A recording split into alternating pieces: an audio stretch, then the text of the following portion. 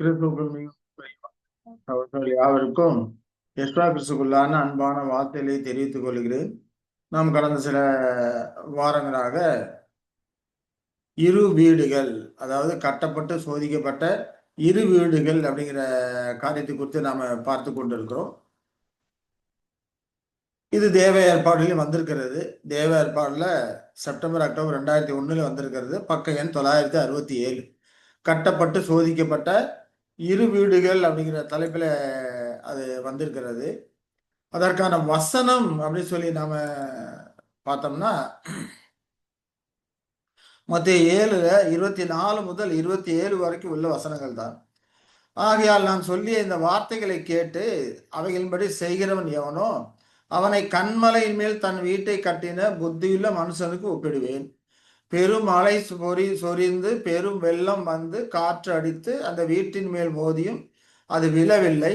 ஏனென்றால் அது கண்மலையின் மேல் அஸ்திவாரம் போடப்பட்டிருந்தது. நான் சொல்லி இந்த வார்த்தைகளை கேட்டு இவைகளின்படி செய்யாதிருக்கிறவன் எவனோ அவன் தன் வீட்டை மணலின் மேல் கட்டின புத்தி இல்லாத மனுஷனுக்கு ஒப்பிடப்படுவான். பெருமழை சொரிந்து பெருவெள்ளம் வந்து காற்று அடித்து அந்த வீட்டின் மேல் மோதின போது அது விழுந்து முழுவதும் அழிந்தது என்றார். இந்த உபமானத்தை குறித்து தான் நாம கடந்த 3 வாரங்களாக பார்த்தோம். இப்போ 4ஆம் வாரம் பார்க்குறோம். இது பாகம் 4, கட்டப்பட்டு சோதிக்கப்பட்ட இரு வீடுகள் அப்படிங்கிறதுல பாகம் 4 பார்க்கிறோம். அப்ப இந்த உபமானம் சொல்லும்போது 2 பேர் வீடு கட்டுறாங்க. டூ பில்டர்ஸ் இருக்கிறாங்க அப்படின்னு சொல்லி நாம பார்க்க 2 பேர் வீடு கட்டுறாங்க. அந்த வீடு கட்டுற 2 பேர்த்துல ஒருத்தன் ஆண்டோட வார்த்தையை கேட்டு செய்கிறான், இன்னொருத்தன் வார்த்தையை கேட்டு செய்யல. இப்ப வீடு கட்டுறதுக்கு முன்னால யெஷுவாவோட வார்த்தையை கேட்டதுக்கு அப்புறம் ஒரு செயல் செய்யக்கூடியதா இருக்குது. அதை ஒருத்தங்க செய்யறாங்க, இன்னொருத்தங்க செய்யாதவங்க இருக்கிறாங்க. செய்தவங்க புத்தியுள்ளவனா இருக்கிறாங்க, செய்யாதவங்க புத்தி இல்லாதவர்களா இருக்கிறாங்க. சோதனை, மழை, வெள்ளம், காற்று வரும்போது புத்தியுள்ளவன் கட்டிட பில்டிங் நிலைச்சு நின்றது, இன்னொரு வீழ்ந்து போனது அப்படிங்கிறத நாம பார்த்தோம். அப்ப இது என்ன செஞ்சாங்க அப்படிங்கிறத பார்த்தோம்னா அதுல லூக்கால சொல்றாரு. லூக்கா 6ல 48 49 வசனத்தை பார்க்கும்போது ஆழமாய் தோண்டி கற்பாறையின் மேல் அஸ்திபாரம் போட்டு வீடு கட்டுகிற மனுஷனுக்கு ஒப்பாயிருக்கிறான். அப்ப அவன் ஆழமா தோன்றான், சோதிச்சு பார்த்து ஆழமாய் தோண்டி கற்பாறையின் மேல் அஸ்திபாரம் போடுறான். பெருவெள்ளம் வந்து நீரோட்டம் அந்த வீட்டின் மேல் மோதியும் அதை அசைக்க கூடாமல் போயிட்டு, ஏனென்றால் அது கண்மலையின் மேல் அஸ்திபாரம் போடப்பட்டிருந்தது. அப்ப என் வார்த்தைகளை கேட்டும் அவைகளின்படி செய்யாதவன் அஸ்திபாரமே இல்லாமல் மண்ணில் மேல் வீடு கட்டினவனுக்கு ஒப்பாயிருக்கிறான். நீரோட்டம் அதன் மேல் மோதின உடனே அது விழுந்து முழுவதும் அழிந்தது என்று பார்க்கும். அப்ப அவங்க செய்ததே செய்யாத காரியம் அவரோட வார்த்தையை கேட்டு சோதிக்கிறாங்க, சோதிச்சு அந்த காரியத்தை செய்யறாங்க. இன்னொருத்தங்க சோதிக்காம எது தரம் எப்படி இருக்கு அப்படின்னு சொல்லிட்டு இன்னொருத்தங்க சோதிக்காம அந்த காரியத்தை செய்யறாங்க அப்படின்னு சொல்லி நம்ம பார்த்தோம். அப்போ ஒருத்தங்க நல்லா ஆழமா தோண்டி பயிர் பவுண்டேஷன் போட்டது போல வீடு கட்டுறாங்க, இன்னொருத்தங்க அப்படியே மண்ணு மேலேயே வீடு கட்டுறாங்க.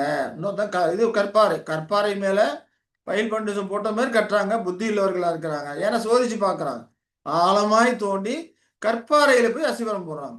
ஆனா இவங்க அந்த மாதிரி எந்த ஒரு தோன்ற காரியம் எதுவுமே செய்யல, மேலோட்டமா கட்டுறாங்க, மண்ணு மேலேயே கட்டுறாங்க. அதனால இவங்க புத்தி இல்லாதவர்களா இருக்கிறாங்க அப்படின்னு சொல்லி நம்ம இதெல்லாம் கடந்த வாரத்துல விரிவா பார்த்துட்டோம். அப்ப கட்டுமானம், வீடு கட்டுற அந்த கட்டுமானம் அப்படின்னு பார்த்தா குணாம்ச கட்டமைப்பை தான் நாங்க உபமானத்துல சொல்றாரு. பேதுரு சொல்றது போல விசுவாசத்தோட தைரியம், தைரியத்தோட ஞானம், ஞானத்தோட இச்சடக்கம், இச்சடக்கத்தோட பொறுமை, பொறுமையோட தேவபக்தி, தேவபக்தியோட சகோதர சிநேகம், சகோதர சிநேகத்தோட அன்பை கூட்டி வழங்கல் அப்படிங்கிற குணாம்ச கட்டமைப்பை தான் அங்கே சொல்றாரு அப்படிங்கிற காரியங்களை நாம பார்த்தோம்.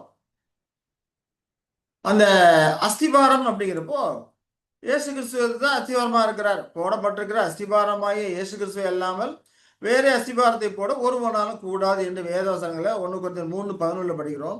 அதுபோல கிறிஸ்துவை குறித்த சத்தியம் தான் அஸ்திபாரமா இருக்கு. கிறிஸ்துவை குறித்த சத்தியத்தை சோதித்து பார்த்து கட்டுகிறவன் கண்மலையின் மேல் கட்டுறான், சோதித்து பார்க்காம அப்படியே கட்டுகிறவன் மணலின் மேல் கட்டல புத்தி இல்லாதவனா இருக்கிறான் அப்படின்னு சொல்லி நம்ம கடந்த காலத்துல பார்த்தோம். அப்போ அஸ்திபார கல் அப்படிங்கிறது யெசுவா கொடுத்த சத்தியம், யெசுவா கொடுத்த தகவல்கள். ஒருத்தன் ராக்கில் கட்டுறான், இன்னொருத்தன் சேண்டில் கட்டுறான். ஒருத்தன் சோதிச்சு பார்த்து கண்மலையில் கட்டுறான், இன்னொருத்த சோதிக்காம அப்படியே கட்டுறான். அப்ப இவன் புத்தி இல்லாதவனா இருக்கிறான், புத்தி உள்ளவனவன் இருக்கிறான் அப்படின்னு சொல்லி நாம புரிந்து கொள்கிறோம். சரிங்களா? இதுல கடந்த காலத்தை பார்த்தாச்சு. அதுபோல மேல வீடு கட்டுறாங்க இல்லையா? வீடு கட்டும்போது இங்க எப்படி வித்தியாசம் வருதோ, புத்தி இல்லவன் புத்தி இல்லாதவன் அப்படிங்கிற வித்தியாசம் வருது. ஒருத்தன் சோதிச்சு கட்டுறான், இன்னொரு சோதிக்காம கட்டுறான். அதே போல மேல கட்டுற கட்டுமான பொருள்களையும் ஒருவர் சோதித்து கட்டும்போது அவன் பொன் வெள்ளி வெளியேற்றப்பட்ட கல் வைத்து கட்டுறான், இன்னொருத்தன் மரம் புல் வைக்கோல் வைத்து கட்டுறான். அப்ப அந்த பில்டிங்கை சோதிக்கிறதுன்னு பார்த்தா அக்கினி. அக்கினி சோதிக்கும். அக்கினியான சோதிக்கும் போது மரம் புல் வைக்கோல் அந்த இதெல்லாம் வெந்து போயிடும். ஆனா இது வெந்து போகாது. பொன் வெள்ளி வெளியேறப்பட்ட கல் வந்து வெந்து போகாது. அப்ப இந்த இதை வந்து புத்திசாலியா இருக்கிறான், இவன் புத்தியற்றவனாக அவன் இருக்கிறான் அப்படிங்கிறதா அங்க உமானத்துல சொல்லப்படக்கூடிய ஒரு காரியமா இருக்குது. சரி. அப்ப யெசுவா கிறிஸ்துவை குறித்து சத்தியம் அப்படின்னு சொல்லி பார்த்தோம்னா, யெசுவா வார்த்தைகளை கேட்டு அதன்படி செய்தவன் செய்யாதவன் அப்படிங்கிறப்போ, தேவன் யெசுவா கிறிஸ்துவை நமக்கு ஞானமாக, நீதியாக, பரிசுத்தமாக, மீட்பாக, அதாவது விடுதலையாக கொடுத்திருக்கிறார்.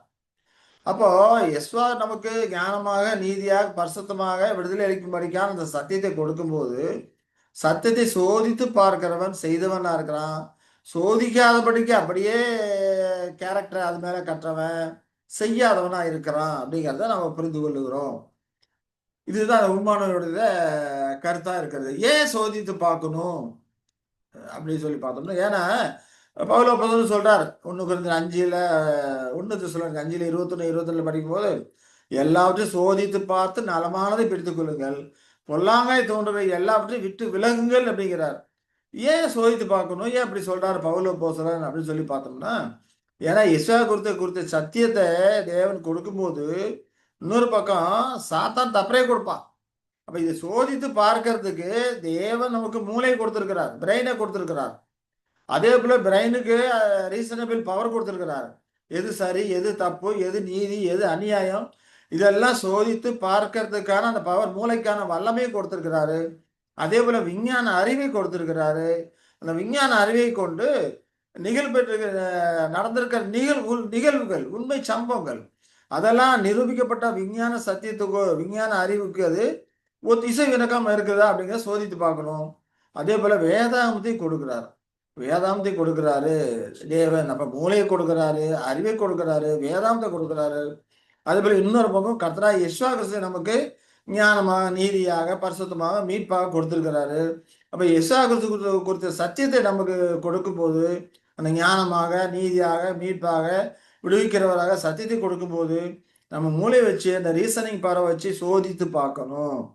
விஞ்ஞான அறிவுக்கு நடைபெற்ற உண்மை நிகழ்வுகள் இசை இணக்கமா இருக்கான்னு பார்க்கணும். வேத வசனங்கள் இசை இணக்கமா இருக்கா, ஸ்கிரிப்சர்னஸ் வேதாந்தம் கொடுக்குறாரு, அதுல இருக்கிற வசனங்களுக்கு இசை இணக்கமா பார்க்கணும். இப்படி சோதித்து பார்க்கிறது தான் இங்க பவுல் அப்போஸ்தலன் சொல்றார் 1 தெசலோனிக்கர் 5, 21, 22 எல்லாவற்றையும் சோதித்து பார்த்து நலமானதை பிடித்துக் கொள்ளுங்கள், பொல்லாங்காய் தோன்றுகிற எல்லாவற்றையும் விட்டு விலகுங்கள் என்று சொல்லுகிறதை பார்க்கிறோம். சரி.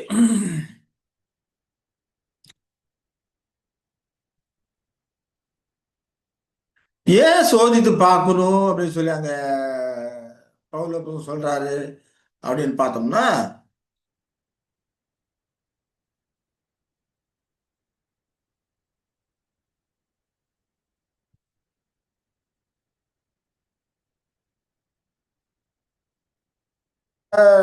விசுவாசி நமக்கு ஞானமாக, நீதியாக, பரிசுத்தமாக, விடுதலை அளிக்கிறவராக சத்தியத்தை கொடுப்பாரு. ஆனா இன்னொரு பக்கம் சாத்தான் சத்தியத்தோடு கலந்து தப்பையை கொடுப்பான், தப்பறை கொடுப்பான். சாத்தான் எப்பவுமே தப்பறை மட்டும் கொடுக்க மாட்டான், சத்தியத்தோடு கலந்துதான் கொடுக்கக்கூடியவனா இருக்கிறான். ஆகையினால சோதித்து பார்க்கணும். இப்ப சோதித்து பார்த்து அதை தேர்வு செய்வதற்கான அந்த வார்த்தை, ஆவி, பரிபாலனம் இதெல்லாமே ஆண்டவர் நமக்கு கொடுக்கிறாரு. பொல்லாங்காய் தோன்ற காரியங்களை விட்டு விட்டு நலமாய் தோன்றது மட்டும் நம்ம பிடித்து கொள்ளணும். அப்படி சோதித்து பார்த்து நம்முடைய கேரக்டரை கட்டுறவங்க புத்திசாலியா இருக்கிறாங்க. சோதித்து பார்க்காம அப்படியே கட்டுறவங்க தப்பறையின் மேல் கட்டுறவங்களா இருக்கிறாங்க. ஆகையினாலதான் அவங்க வந்து புத்தியற்றவர்களா இருக்கிறாங்கன்னு சொல்லி நாம பார்த்தோம். அதே போல சோதித்து பார்க்கிறவங்கன்னு பார்த்தோம்னா, செய்கிறவன் செய்யாதவன் இன்னொரு காரியத்துல இருக்கு. சௌகரியமான சூழ்நிலைகள் வரும்போது ஒருத்தன் செய்யறான். அதே போல இன்னொரு பக்கம் பார்த்தோம்னா அசௌகரியமான சூழ்நிலை வரும். மனிதனுக்கு வரக்கூடிய சூழ்நிலை எல்லாமே சௌகரியமா இருக்காது. சில நேரங்களில் சௌகரியமா இருக்கும், சில நேரங்கள் அசௌகரியமா இருக்கும். சௌகரியங்கள் அப்படின்னு பார்த்தோம்னா நல்ல அறிக்கை, சந்தோஷம், ஆரோக்கியமா இருக்கக்கூடிய காரியம், மகிழ்ச்சி, வெற்றி, செழிப்பு, லாபம் தரக்கூடிய விதமாக நம்ம செயல்பட்டு கொண்டிருக்கிறது. இதெல்லாம் சௌகரியமான சூழ்நிலைகள். அதே சமயத்தில் அசௌகரியமான சூழ்நிலைகளும் ஏற்படும். தீதான அறிக்கை, வருத்தம், ஆரோக்கியம் இல்லாத ஒரு சூழ்நிலைகள், வேதனை தரக்கூடிய சோதனைகள், காரியங்கள் வரும். தோல்வி இருக்கும், சரிவு இருக்கும், நஷ்டம் இருக்கும். ஆனா இதை செய்கிறவன் சௌகரியமான சூழ்நிலையிலும் செய்வான், அசௌகரியமான சூழ்நிலையும் செய்வான். ஆனா இந்த செய்யாதவன் சௌகரியமான சூழ்நிலை மட்டும்தான் கட்டுவான், செய்வான். ஆனா அசௌகரியமான சூழ்நிலையில செய்ய மாட்டான். ஆகையினாலதான் இவன் செய்தவன் செய்யாதவன் என்று அங்கே தரம் பிரிக்கப்படுகிறதை நாம பார்க்கிறோம். அப்ப இப்படிப்பட்டவர்கள் எப்படி இருக்கிறாங்க அப்படின்னு பார்த்தோம்னா, ஒருத்தவங்க டெஸ்ட் பண்ண சத்தியத்துல அஸ்திவாரம் போட்டு பில்டிங்கை கட்டுறாங்க. இன்னொருத்தவங்களுக்கு பார்த்தோம்னா சில கல்லு மண்ணுமா இருக்குது. சில இடங்கள்ல கல் இருக்குது, சில இடங்கள்ல மண் இருக்குது. அதுல அவங்க அப்படியே கட்டுறாங்க. இந்த பாறையா இருக்கிற காரியங்கள்லாம் டெஸ்ட் பண்ண ட்ரூத்தா இருக்குது. மணல் இருக்கிறதெல்லாம் டெஸ்ட் பண்ணாத சத்தியமா இருக்குது. இல்லைங்களா? அப்ப சத்தியம் யார் போதிக்கிறாங்களோ, போதிக்கிறத அப்படியே நம்பி ஏற்றுக்கொள்ளக்கூடியவர்களா இருக்கிறாங்க. அதான் கிரிடுவாலிட்டின்னு சொல்லக்கூடிய காரியமா இருக்குது. அப்ப கேரக்டர் பில்டிங்லயும் அதே போல தான் இருக்கும். ஒரு பக்கம் ஸ்ட்ராங் இருக்கும், ஒரு பக்கம் ஃபால்ட் இருக்கும். தவறான காரியங்கள் இருக்கும். அப்ப இதிலும் சோதனைகள் வரும்போது மண்ணெல்லாம் அரிச்சிட்டு போயிடும். மண் அரிச்சிட்டு போனா இந்த பில்டிங் நிக்காது. கொஞ்சம் ஸ்ட்ராங் இருந்தா பத்தாது, நிக்காது, அது விழுந்துரும் அப்படின்னு சொல்லி நாம பார்க்கிறோம். அதுக்கு வரக்கூடிய சோதனைகள் தான் பெருமழை, வெள்ளம், காற்று. அப்ப பெருமழை, வெள்ளம், காற்று அப்படிங்கிற சோதனைகள் வரும்போது அவங்க கிரேடத்தை தக்க வைத்துக் கொண்டிருக்கிறாங்களா, இழந்துட்டாங்க அப்படிங்கிறது அப்பதான் தெரிய வரும். ஏன்னா இந்த சோதனை காலத்துல தான் அங்க பிரிவினைகள் வருது. யார் செய்தவன், செய்யாதவன் அப்படிங்கிற காரியங்கள்லாம் வருது அப்படிங்கிறத நம்ம பார்க்கணும். ஸோ இது வரைக்கும் நம்ம கடந்த வாரம் இந்த காரியங்களை நாம பார்த்தோம். இப்ப தொடர்ந்து இந்த காரியங்களை குறித்து நாம பார்க்கலாம். சரி. அப்ப மழை, வெள்ளம், காற்று அப்படிங்கிறது அந்த சோதனை அவர்கள் நிலைமை யார் புத்தியுள்ளவர்களா இருக்கலாங்க, புத்தியற்றவர்களா இருக்கிறாங்களா, கிரீடத்தை தக்க வைத்துக் கொண்டார்களா, இழந்து போனவர்களா என்பதை அவர்கள் நிலைமையை வெளிப்படுத்துவதற்காக தான் இந்த சோதனை வரக்கூடியதாக இருக்கிறது. ஆனா அவங்க சோதனையின் போது கிரீடத்தை இழக்கல. ஏற்கனவே அவங்களுக்கு வரக்கூடிய காரியங்கள்லாம் பில்டிங் கட்டும் போதெல்லாம் சத்தியத்தை சோதிக்காம இருக்கிறதுனால அங்கேயே இருக்குது. ஆனா வெளியே தெரியாம இருக்குது. அப்ப வெளியரங்கம் ஆக்குறதுக்கு தான் இந்த சோதனை. 2 பேருமே பில்டிங் கட்டிக்கிட்டு இருக்கிறாங்க. எப்போ அவங்களுக்கு தெரிய வருது ஒரு பலமான வீடு, இன்னொருத்தன் கட்டின பலம் இல்லாத வீடு அப்படி எப்ப தெரிய வருது? பெருவெள்ளம், மழை, பெருமழை, வெள்ளம், காற்று வரும்போது தான் தெரிய வருது. அப்ப சோதனை வருவது அவங்க கட்டட அமைப்பு, குணாம்ச கட்டமைப்பு எப்படி கட்டியிருக்காங்க அப்படிங்கிறத வெளிப்படுத்துவதற்காக மட்டுமே அப்படிங்கிறதை நாம பார்க்கிறோம். அப்ப இது நிரூபிக்கிற காலம் எப்போ அப்படின்னு பார்த்தோம்னா, அது சுவிசேஷ யுகத்துல நிரூபிக்கிற காலமாக இது இருக்குது அப்படின்னு சொல்லி நம்ம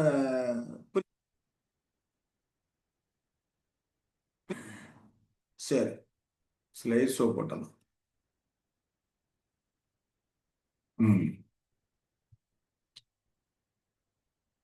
அப்போ சுவிசேஷ எபிபனி காலத்துல அந்த மகாபுத்திரத்து காலத்துல அந்த 2 குரூப்பா பெரியது தெரிய வருது. அந்த மாதிரி புத்தி இல்லாதவர்களே கிடையாதா அப்படின்னு பார்த்தோம்னா நிச்சயமா அங்கேயும் இருக்கிறாங்க. புத்தி இல்லவரும் புத்தி இல்லாத அந்த காலகட்டத்தில் இருக்கிறாங்க. ஆனா வெளியரங்கம் ஆகல அப்படிங்கிறது தான் நமக்கு தெரிய வரக்கூடிய ஒரு காரியமாக அவர்கள் புத்தி இல்லவர்களா புத்தி இல்லாதவர்களா அப்படிங்கிற காரியமானது நமக்கு வெளியரங்கம் ஆகல. சரி. ஆனா 1-2 பேர்த்தோட சில காரியங்கள்லாம் வெளியரங்கம் ஆகுது. அது என்ன பார்த்தோம்னா 1 கொரிந்தியர் 5:5 நம்ம படிக்கிறோம். பவுல் சொல்லும்போது அப்படிப்பட்டவனுடைய ஆவி கர்த்தராகிய யெசுவா கிறிஸ்துவின் நாளிலே ரட்சிக்கப்படும்படிக்கு மாம்சத்தின் அழிவுக்காக நம்முடைய கர்த்தராகிய யெசுவா கிறிஸ்துவின் நாமத்தினாலே அவனை சாத்தானுக்கு ஒப்பு கொடுக்க வேண்டும் என்று தீர்ப்பு செய்கிறேன்னு சொல்றாரு. அப்ப இங்க மாம்சத்தின் அழிவுக்காக சாத்தானுக்கு ஒப்பு கொடுக்கிறேன்னு அங்க சொல்லுகிறாரு அப்படிங்கிற பாக்குறோம். இப்ப இப்படிப்பட்டவர்கள் ஒரு சிலரோட ஆளுங்களுடைய அந்த கட்டமைப்பு அது தெரிய வரக்கூடியதா இருக்குது. அப்போஸ்தலருக்கு தெரிய வரக்கூடியதா இருக்குது. அதனாலதான் இங்க மாம்சத்தின் அழிவுக்காக சாத்தானுக்கு ஒப்பு கொடுக்கிறேன். ஆனா அவனோட ஆவி ரட்சிக்கப்படும்படிக்கு அங்க சொல்றத பார்க்கிறோம். அப்போ இவங்கிட்ட பார்த்தோம்னா மாம்சம் வந்து ஆக்டிவா இருக்குது. ஆனா பரிசுத்தவான்கள் மாம்சீகத்தை எப்படி வச்சிருக்கணும்? செத்த நிலையிலே வச்சிருக்கணும். தேவனுடைய பார்வையில மாம்சீகமானது செத்ததாக கருதப்படுகிறது. அது மறுத்த நிலையிலேயே வைத்திருக்க வேண்டும். ஆனா அப்படி இல்லாதபடிக்கு இந்த புத்தி இல்லாதவர்கள் மாம்சீகத்தை புத்தி இல்லாத மாம்சீகம் ஆக்டிவா இருக்குது. பாவம், தப்பறை, சுயநலம், உலகத்தனம் இதெல்லாம் வந்து ஆக்டிவா இருக்குது. ஆகையினாலதான் இந்த மாம்சத்தை அழிக்கணும். இவர்களுக்கு என்ன பலி செலுத்தணும். தன்னுடைய மாம்சீகத்தை அவர்கள் பலி செலுத்தணும். பலி செலுத்தாதபடி இந்த மாம்சீகமானது ஆக்டிவா இருக்குது. ஆகையினால்தான் சாத்தானுக்கு ஒப்பு கொடுக்கிறேன். ஆனா ஆவி ரட்சிக்கப்படும் படிக்குங்கிறாரு. இப்ப ஆவிங்கிறப்ப அவங்க புது சிருஷ்டி ரட்சிக்கப்படும்படிக்கு இந்த மாம்சத்தை அழிக்கும்படிக்கு சாத்தானுக்கு ஒப்பு கொடுக்கிறேன் என்று அங்க சொல்லுகிறது நம்ம பார்க்கிறோம். அப்ப அவங்களோட ஆவி அங்க காக்கப்படக்கூடியதா இருக்கிறது. அப்ப சாத்தானுக்கு ஒப்பு கொடுக்கிறேன் அப்படின்னு சொன்னா இது ஏதோ ஒரு சாத்தானை கூப்பிட்டு நீ பிடிச்சிக்கன்னு சொல்லி சாத்தான் கையில கொண்டு போய் கொடுக்குற மாதிரி கருதக்கூடாது. சாத்தானுக்கும் பரிசுத்தவான்களுக்கும் எந்த தொடர்பும் இல்லை, இல்லைங்களா? அப்ப சாத்தானுக்கு ஒப்பு கொடுக்க வேண்டும் என்று தீர்ப்பு செய்கிறேன்னு சொல்லும்போது அதை எப்படி புரிந்து கொள்ளலாம்? தேவ பரிபாலனம் அவர்களிடம் எடுக்கப்படுகிறது இல்லையா? அது வரைக்கும் தேவன் அவர்களை பரிபாலித்துக் கொண்டிருந்தார். தம்முடைய வார்த்தை, ஆவி பரிபாலனம் மூலம் பரிபாலித்துக் கொண்டிருக்கிறார். அதுல அவர்கள் அதுல வந்து அவர்கள் வந்து தேவனுடைய வார்த்தையை சோதிக்காதபடிக்கு அப்படியே கட்டதுனால அந்த பில்டிங் வந்து ஸ்ட்ராங் இல்லை, பலவீனமா இருக்குது. பலவீனமா இருக்கிறதுனால அங்க சாத்தானுக்கு ஒப்பு கொடுக்குறேன் அப்படிங்கிறாரு. அப்ப இவர்கள் சாத்தானுக்கு ஒப்பு கொடுக்குறேன் அப்படிங்கிறப்ப தேவன் தம்முடைய பரிபாலனத்தை நீக்கி கொள்ளுகிறார், எடுத்துக்கொள்ளுகிறார் அப்படிங்கிறத நாம அங்க புரிந்து கொள்ளணும் இல்லையா? ஏன்னா தீமைக்கு எந்த விதத்திலும் தேவன் காரணராக இருக்கவே மாட்டார். மோசே கோலை கீழே போடுறாரு, பாம்பா மாறுது. மறுபடியும் கையில் எடுக்கிறாரு, கோலா மாறுது இல்லையா? அப்ப என்ன அர்த்தம்? தன்னுடைய அதிகாரத்திலிருந்து அவரை விட்டுட்டாக தன்னுடைய பராமரிப்பிலிருந்து அதை விட்டாச்சுன்னா அது சாத்தானா ஆகி போகுது. மறுபடியும் தேவன் எப்போ அவர்களை எடுக்கிறாரோ அப்ப அது வந்து கோலாக மாறுதுன்னு சொல்லி பார்க்கிறோம். அதே போல தேவன் இவர்களிடத்துல வைத்திருக்கிற அந்த பராமரிப்பை நீக்கி கொள்கிறாரு. அப்ப சாத்தான் அவர்களை பிடித்துக் கொள்ளுகிறான். சாத்தான் அவர்களை உபத்திரத்திலும் துன்பத்திலும் ஆளாக்குறான்னு சொல்லி நம்ம புரிந்து கொள்ளுகிறோம். உதாரணத்துக்கு பார்த்தோன்னா சவுல் ராஜா இருக்கிறாரு. சவுல் ராஜா விட்டு கர்த்தருடைய ஆவி நீங்கின உடனே அங்கே அது அசுத்தாவி வந்து அவனை பிடித்துக் கொள்ளுகிறது அப்படின்னு சொல்லி பார்க்கிறோம். அங்கே கூட சொல்லும் போது கர்த்தரால் விடப்பட்ட அசுத்தாவினை பிடித்துக் கொண்டதுன்னு சொல்லி சொல்லப்பட்டிருக்கும். கர்த்தர் போய் எந்த அசுத்தாவியும் நீ போய் பிடிச்சிக்கன்னு சொல்லி ஏவறது கிடையாது. அந்த வீடுல இருக்கிற பசுத்தாவி எடுக்கப்பட்டு போன உடனே அந்த வீடு எம்டியா இருக்குது. எம்டியா இருந்த உடனே என்ன படும்? தண்ணிலும் பொல்லாத 7 ஆவிகளை கொண்டாந்து அதில் குடியிருக்க ஆரம்பிச்சிடும் அப்படின்னு சொல்லிட்டு இயேசு கிறிஸ்து ஒரு உமானில சொல்றதே நம்ம பார்க்கிறோம் இல்லையா? அசுத்தாவி ஒரு மனிதனை விட்டு போனதுக்கு அப்புறம் எங்கும் அலைந்து திரிந்து அதுக்கு தோதான இடம் கிடைக்கல. விட்டு வந்த இடத்துக்கு மறுபடியும் போகும்போது ஜோடிக்கப்பட்டு இருக்குது. ஆகியெல்லாம் தண்ணியிலும் பொல்லாத 7 ஆவிகள் உள்ள கொண்டு வந்துருதுன்னு சொல்லி பார்க்கிறோம். அதே விதமாக இங்க கர்த்தரோட ஆவி சவலை விட்டு நீங்கின உடனே சாத்தானுடைய ஆவி அங்கே வந்துருது அப்படிங்கிறத நாம பார்க்கிறோம். அதுபோலதான் இங்க சாத்தானுக்கு ஒப்பு கொடுக்கிறேன் என்று சொல்லும் போது தேவன் தம்முடைய பராமரிப்பை அவனை விட்டு நீக்கி விடுகிறாரு. அப்போ சாத்தான் அவனை மேற்கொள்ள ஆரம்பிக்கிறான். அவன் சரீரத்தை அழிவுக்கு எத்தனமாக ஆக்குகிறான் அப்படிங்கிறத நாம புரிந்து கொள்கிறோம். அதே போல 1 தீமோத்தேயு 1:19 பார்க்கிறோம் இல்லைங்களா? அதே போல யோபுடைய காரியத்திலும் கூட பார்க்கும்போது தேவன் அனுமதிக்கிறார் இல்லையா? நீ அவனை சுற்றி வேலி அடைக்கவில்லையா? வேலியை எடுத்து போடும், அப்பொழுது போய் தூசிப்பான் அப்படிங்கிறார் இல்லையா? அப்ப தேவன் என்ன பண்றாரு? அந்த வேலியை எடுத்து அவனை சோதிப்பதற்காக வேண்டி அந்த வேலையை நீக்குறாரு. அப்ப சாத்தான் வந்து கிரியை நடப்பிக்கிறான். அதே போல இங்க இவர்கள் மாம்சீகத்தை அழிவுக்கு ஒப்பு கொடுக்கல, பலி செலுத்தல. அப்ப மாம்சீகத்தை ஆக்டிவா வைக்கிறதுனால தன்னுடைய பராமரிப்பை அவர்களை விட்டு எடுத்து விடுகிறாரு. அப்போ சாத்தான் வந்து அவருடைய மாம்சீகத்தை அழிவுக்கு கொண்டு போகிறான் அப்படிங்கிறத நாம புரிந்து கொள்ள வேண்டும். சரி, அதே போல பவுல் அவர்களோடு இருக்க அந்த சகோதர ஐக்கியத்தை, அந்த ஆசார ஐக்கியத்தை விட்டு அவர்களை விட்டு விலக்கி கொள்வது சாத்தானுக்கு ஒப்பு கொடுக்கக்கூடிய ஒரு காரியமாக தான் அது இருக்கக்கூடியதா இருக்குது அப்படின்னு சொல்லி நம்ம புரிந்து கொள்ளுகிறோம். சரி, அது மட்டும் இல்லாம 1 தீமோத்தேயு 1:19 சொல்றார். அதுல 19 1 தீமோத்தேயு 1:19, 20 பார்க்கும்போது, இந்த நல் மனசாட்சியை சிலர் தள்ளிவிட்டு விசுவாசமாய கப்பலை சேதப்படுத்தினார்கள். இமனேயும் அலெக்சாந்தரும் அப்படிப்பட்டவர்கள். அவர்கள் தூசியாதபடி சிட்சிக்கப்பட அவர்களை சாத்தான் இடத்தில் ஒப்பு கொடுத்தேன் அப்படிங்கிறார். இதுவும் அதே விதமாக தான். நல் மனசாட்சியை தள்ளி விட்டாங்க, விசுவாசமாய கப்பலை சேதப்படுத்துறாங்க. அவர்கள் யார் அப்படிங்கிறது வெளிப்படுத்துறார். அப்ப புத்தி இல்லாதவர்கள் யாருங்கிறத சுவிசேஷத்திலும் ஒரு சிலர் காரியங்களே அங்க அப்போஸ்தலர் மூலமா வெளிப்படுத்தப்படுகிறது. பெரும்பாலான புத்தி இல்லாதவர்கள் அங்க வெளிப்படுத்தப்படவில்லை அப்படிங்கிறத நம்ம இதிலிருந்து நம்ம புரிஞ்சு கொள்கிறோம். அப்ப இங்க விசுவாசத்துல பிரச்சனை வருது இல்லைங்களா? விசுவாசத்துல தப்பறை வருது. ஏன் நல்மனசாட்சிய தள்ளி விட்டாங்க. விசுவாசமா கப்பலை சேதப்படுத்துறாங்க. அஸ்திபாரத்திலே இங்க பிரச்சனை வருதுன்னு சொல்லி நம்ம பார்க்கிறோம். அப்ப நீதியையும் அநீதியையும் சத்தியத்தையும் தப்பறையும் வித்தியாசப்படுத்தி பார்க்கல. நல் மனசாட்சிங்கிறது என்னது? வித்தியாசப்படுத்தி பார்த்து எது சரி, எது தப்பு, எது சத்தியம், எது தப்புன்னு வித்தியாசப்படுத்தி பார்த்து ஒரு முடிவு வச்சிருக்கோம். அதுதான். ஆனா அப்படிப்பட்ட ஒரு காரியத்த அந்த நல் மனசாட்சியை தள்ளி வச்சிடுறாங்க. தள்ளி வச்சா என்ன ஆகும்? தப்பறை உள்ள வந்துரும். விசுவாசமாகி அந்த கப்பலை அவங்க சேதப்படுத்துறாங்க அப்படின்னு சொல்லி பார்க்கிறோம். அப்ப இவர்கள் தான் போக்காடு வகுப்பாராக ஆசரிப்பு கூடாரத்தில் நமக்கு சுட்டி காட்டக்கூடியதா இருக்கிறது. அவர்கள் திரளான ஒரு கூட்டமா இருக்கிறார்கள் அப்படிங்கிறது எபிபனியிலே வெளியரங்கமாகுது. எப்போ அந்த சோதனைகள் வரும்போது இல்லையா? பெருமழை, வெள்ளம், காற்று வரக்கூடிய அந்த எபிபனி காலத்துல தான் இவர்கள் எவ்வளவு பேர் இருக்கிறாங்க, திரளான கூட்டத்தார் இருக்கிறாங்க அப்படிங்கிறது வெளியரங்கமாகுது அப்படின்னு சொல்லி நம்ம பார்க்கிறோம். அதை குறித்த காரியங்களை வெளிப்படுத்தலாம் 7:14 அதுல நான் பார்க்கிறோம் இல்லையா? அதற்கு நான் ஆண்டவனே அது உமக்கே தெரியும் என்றேன்.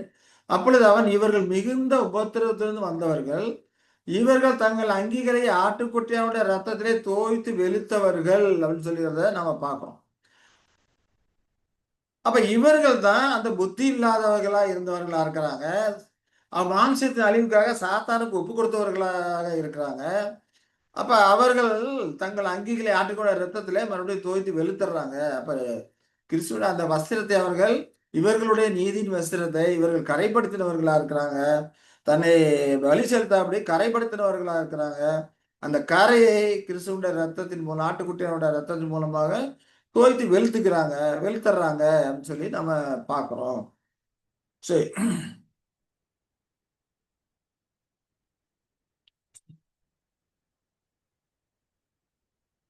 இவர்கள் உலகத்தார் கிடையாது. இவர்கள் உலகத்தார் கிடையாது. அதே போல ஆசாரிய வகுப்பை சேர்ந்தவர்கள் கிடையாது.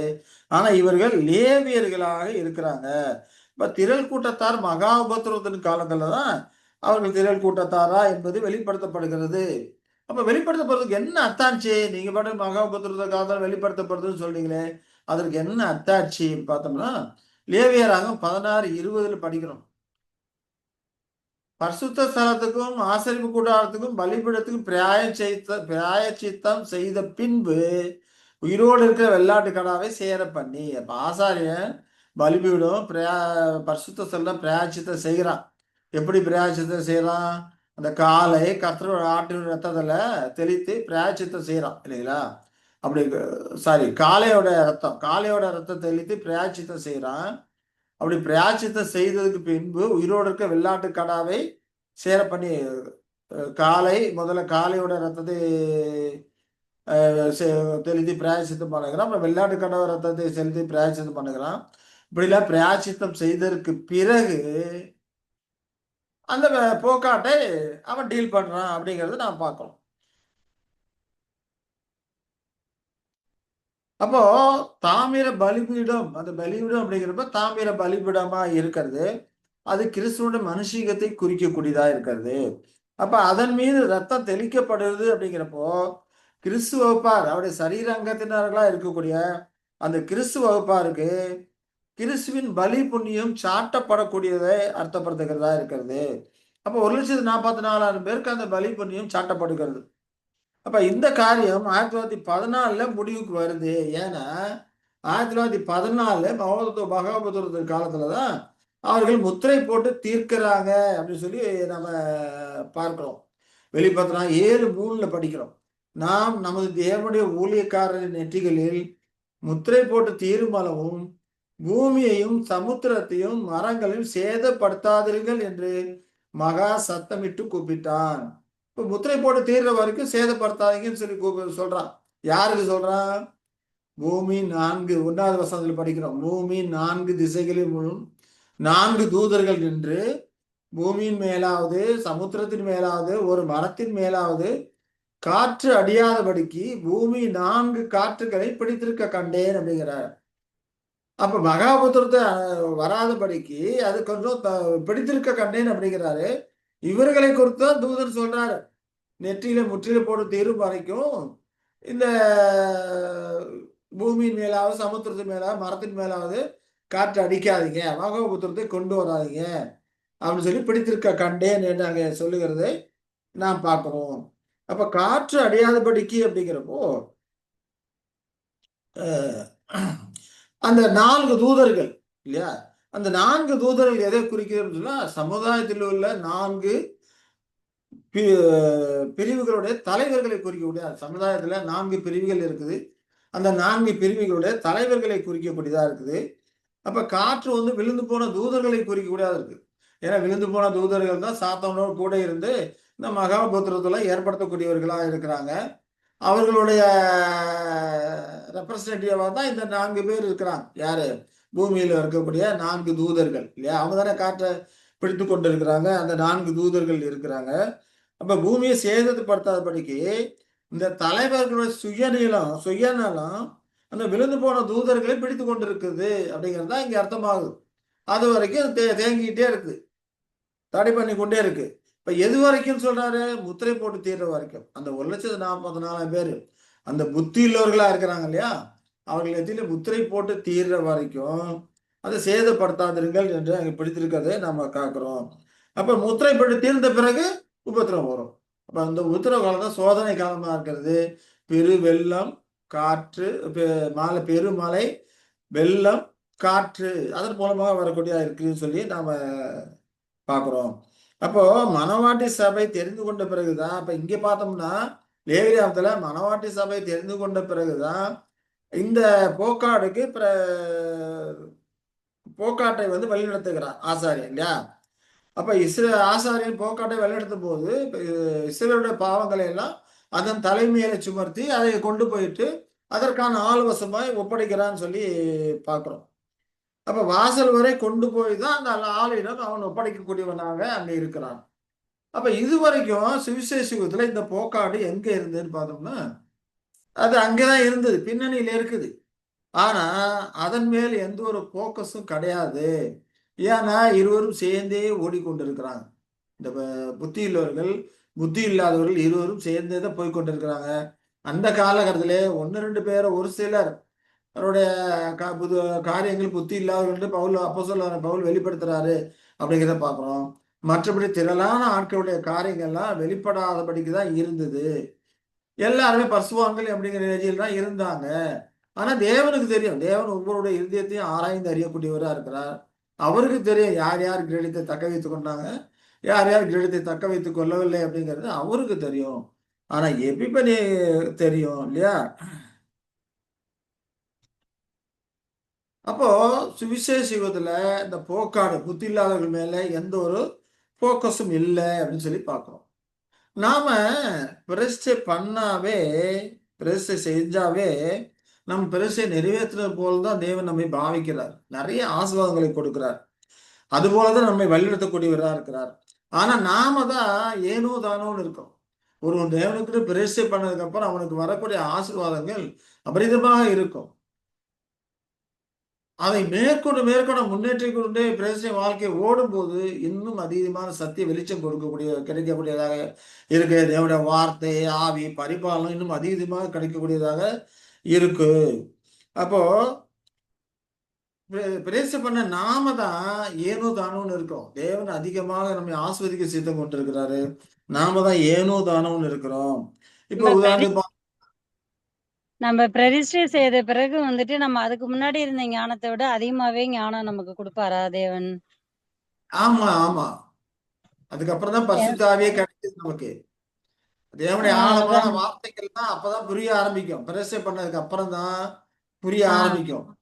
பரிசுத்த ஆவியை கொடுக்குறாரு, பரிபாலனை கொடுக்க, அப்பதான் தேவனுடைய பரிபாலனத்துக்குள்ளே நம்ம வர்றோம் இல்லைங்களா? ஆமா. குடும்பத்துக்குள்ள ஒரு அங்கத்தினரா அப்பதான் வர்றோம் பிரதிஷ்டை பண்ணதுக்கு அப்புறம். அப்பதான் அவர் கேரா பண்ணுகிறார். அப்பதான் அவர் நம்மை சுற்றி வேலி அடைக்கிற காரியங்கள் எல்லாமே பிரதிஷ்டைக்கு அப்புறம் தான். அதற்கு முன்னால நாம தேவனுக்கு நம்ம முழுமையா ஒப்பு கொடுத்தாதான் நம்மை அவர் ஹேண்ட்லிங் பண்ண முடியும் இல்லைங்களா? அவருடைய சித்தத்தை செய்வோம் கொடுக்கும் போதுதான் அவர் நம்மை ஹேண்ட்லிங் பண்றாரு. அப்ப ஹேண்ட்லிங் பண்ணும்போது நிறைய ஆசீர்வாதங்களை கொடுக்கிறாரு, அதிகமான சத்திய வெளிச்சத்தை கொடுக்கிறாரு. அதெல்லாம் நமக்கு புரிய ஆரம்பிக்குது. இயேசு சொல்றாரு இல்லையா, தேற்றவாளன் வந்த உங்களுக்கு எல்லாத்தையும் உணர்த்தும், நீங்கள் கேட்கப்பட்ட யாவையும் உங்களுக்கு வெளிப்படுத்தும் சொல்றாரு இல்லைங்களா? அப்ப அந்த பரிசுத்தாவி நமக்கு வந்தாதான், தேவன் அந்த ஆவியை கொடுத்தாதான் புரியும். அதே போல பரிபாலனை கொடுக்கிறாரு, அதற்கு ஏற்ற விதமான சூழ்நிலைகளையும் கொடுப்பாரு இல்லைங்களா? உங்கள் தலையில் உள்ள மயிரெல்லாம் எண்ணப்பட்டிருக்குன்னு சொல்றாரு இல்லையா? இப்போ பிரேசிக்கு முன்பா பின்பா? பின்புதான். பிரேசிக்கு பின்புதான் இல்லையா? அப்ப பிரேசிக்கு முன்பு விசுவாசத்தினால நியாயமாக்கப்பட்டிருக்கிறான். அந்த விதத்துலதான் தேவனுடைய கிருபையை அவன் பெற்றிருக்கிறான். அது தேவனுடைய கிருபை. இயேசு விசுவாசிக்கும் போது விசுவாசனால் அவன் நியாயமாக்கப்பட்டிருக்கிறான் என்றால் அது தேவனுடைய கிருபை இல்லையா? அப்ப அந்த கிருபை விருதாவாக்காதபடிக்கு அவன் என்ன பண்ணணும்? அதுக்கப்புறம் தேவன் மேல் கொண்ட அன்பினால, கிறிஸ்து மேல் கொண்ட அன்பினால ஒரு முடிவு எடுக்கணும். இனி நான் பாவ வாழ்க்கைக்கு உலகத்தனமான காரியமா இருக்க மாட்டேன், தேவசித்தப்படி செய்வேன்னு சொல்லி முடிவு எடுத்து தேவனுக்குன்னு ஒப்பு கொடுக்கணும். தேவனுக்கு ஒப்பு கொடுக்கும் போதுதான் அவன் என்ன பண்ணுவான்? இனி தேவசித்தம் என்ன, எது சரி எது தப்பு, இந்த காரியங்கள் எல்லாம் மனசாட்சி பிரகாரம் ஆராய்ந்து அறிந்து செயல்பட ஆரம்பிப்பான். அதற்கு தேவையான சத்திய காரியங்களை தேவன் கொடுப்பார். அதற்கு அப்புறம் தான் தேவன் கிறிஸ்து நமக்கு ஞானமாக, நீதியாக, பரிசுத்தமாக, மீட்பாக இருக்கிற காரியம் எல்லாமே பிரேசிக்கு அப்புறம். அப்பதான் அவனை சுற்றி வேலி அடைக்கிறாரு. யோகு கிட்ட சொல்லும்போது நீ அவனை சுற்றி வேலி அடைக்கலையா?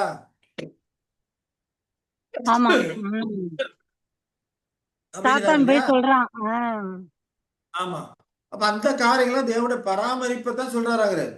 அவரை வார்த்தையை கொடுக்கிறாரு, ஆவியை கொடுக்கிறாரு, பராமரிப்பை கொடுக்கிறாரு, சுற்றி வேலி அடிச்சிருக்கிறே, நீ அவனை பாதுகாத்து வச்சிருக்கிறே, அதை எடுத்து போடணும் அப்படிங்கிறார் இல்லையா? அப்போ ஒரு சோதனையாக தேவன் அங்க எடுத்து போடுறாரு. ஆனாலும் கூட அவனுக்கு பலனுக்கு மிஞ்சி போகல. எடுத்தோடனே நீ என்ன எல்லாத்தையும் எடுத்துட்டு நீ என்னன்னு பண்ணிக்க அப்படி சொல்லல. முதல்ல அவனுக்கு உண்டானவைகள்ல மட்டும் அந்த பராமரிப்பு எடுத்து போடுறாரு இல்லையா? அப்போ அவனுக்கு ஏகப்பட்ட நஷ்டம், சொத்து பத்தெல்லாம் அவனை தொடக்கூடாது, அவனை தொடக்கூடாது, அவனுக்கு உண்டானவைகளை தொட்டுக்கு அவனை தொடக்கூடாது இல்லையா? அப்போ முதல் சோதனையில அவனை பலப்படுத்திட்டு அதுக்கப்புறம் தான் ரெண்டாவது அனுமதிக்கிறாரு இல்லையா?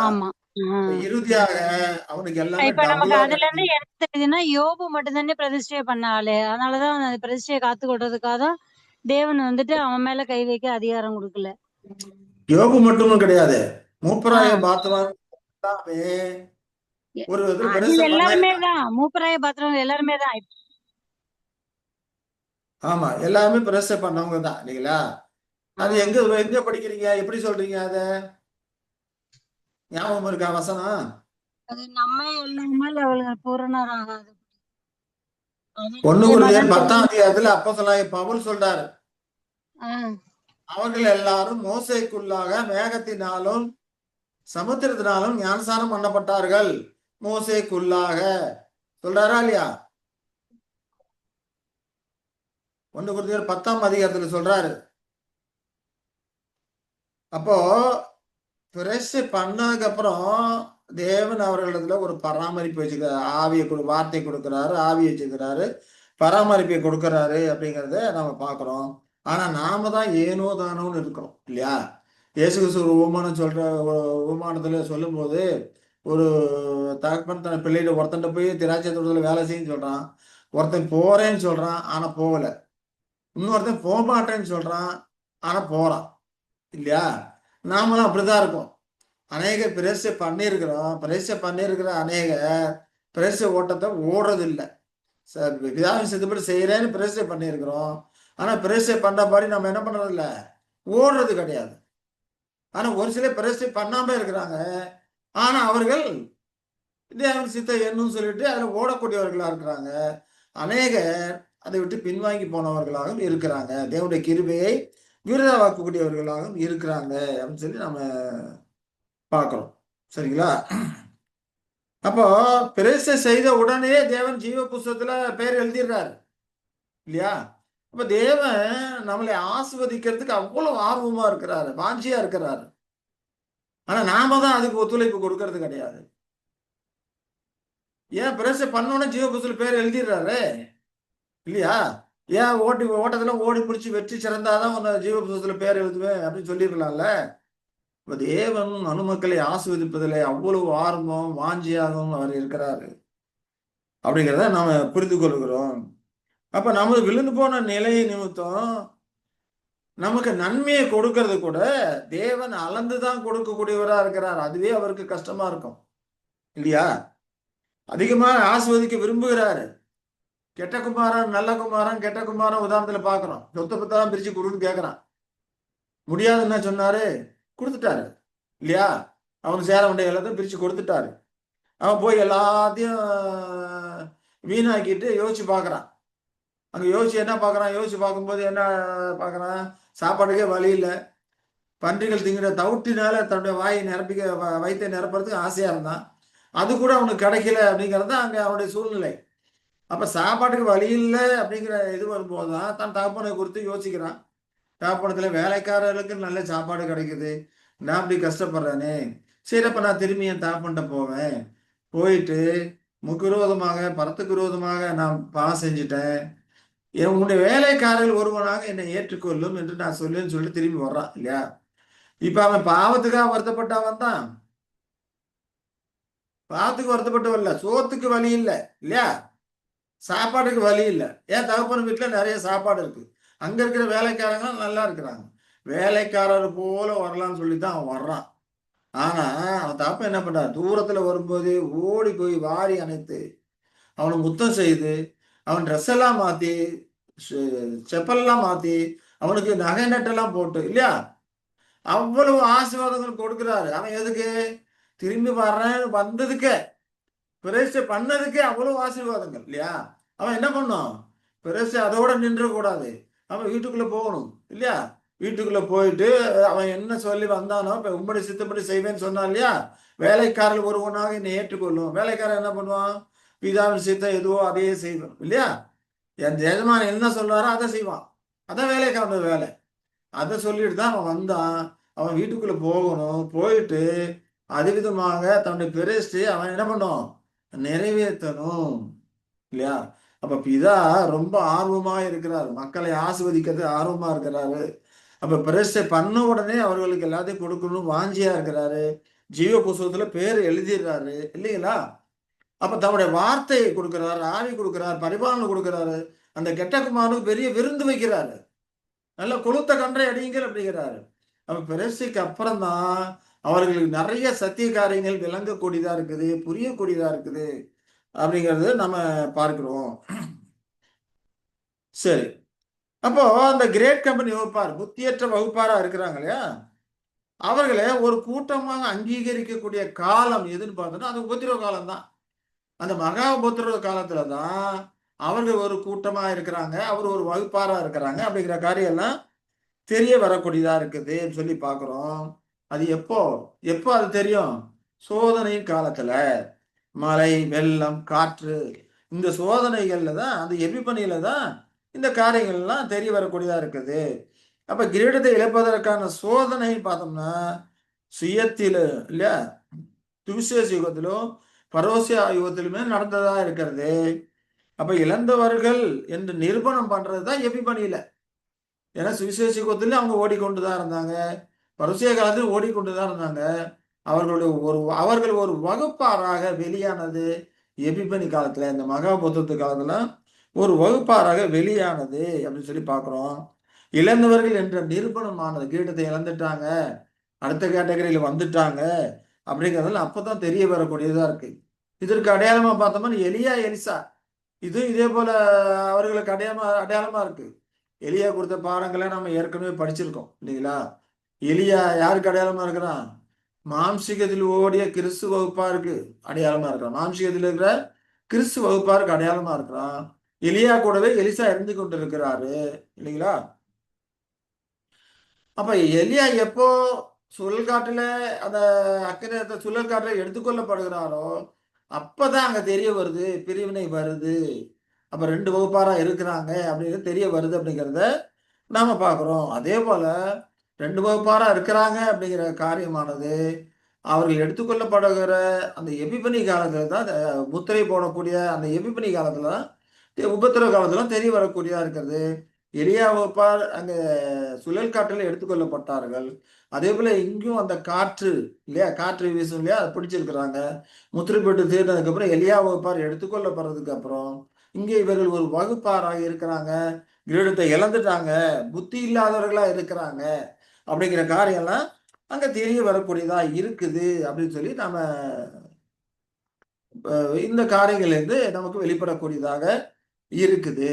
சரி, அடுத்தது இன்னொரு ஆதாரம் என்னன்னு பார்த்தோம்னா 2 தீமோத்தேயு 4:1 நம்ம படிக்கிறோம். அங்க என்ன படிக்கிறோம்? நான் தேவனுக்கு தேவனுக்கு முன்பாகவும் உயிரோடு இருக்கிறவர்களையும் மருத்துவர்களையும் நியாயந்திருக்க போகிற கர்த்தராய் இயேசு கிறிஸ்துவுக்கு முன்பாகவும் அவருடைய பிரசன்னமாகுதலையும் அவருடைய ராஜ்யத்தையும் சாட்சியாக வைத்து கட்டளையிடுகிறதாவது,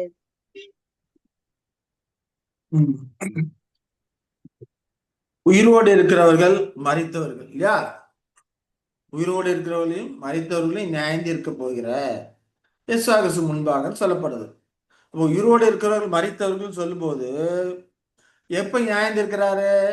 பிரசன்னமாகுதலான காலத்திலையும் அவருடைய ராஜ்யத்திலையும் அவருடைய பிரசன்னமாகுதல் அவருடைய ராஜ்யத்தையும் சாட்சியா வைத்து கட்டளையிடுறேன் அப்படிங்கிறப்போ உயிரோடு இருக்கிறவர்கள் பிரசன்னமாகக்கூடிய அந்த காலங்களிலே நியாயந்திருக்கப்படக்கூடியவர்களாக இருக்கிறார்கள்.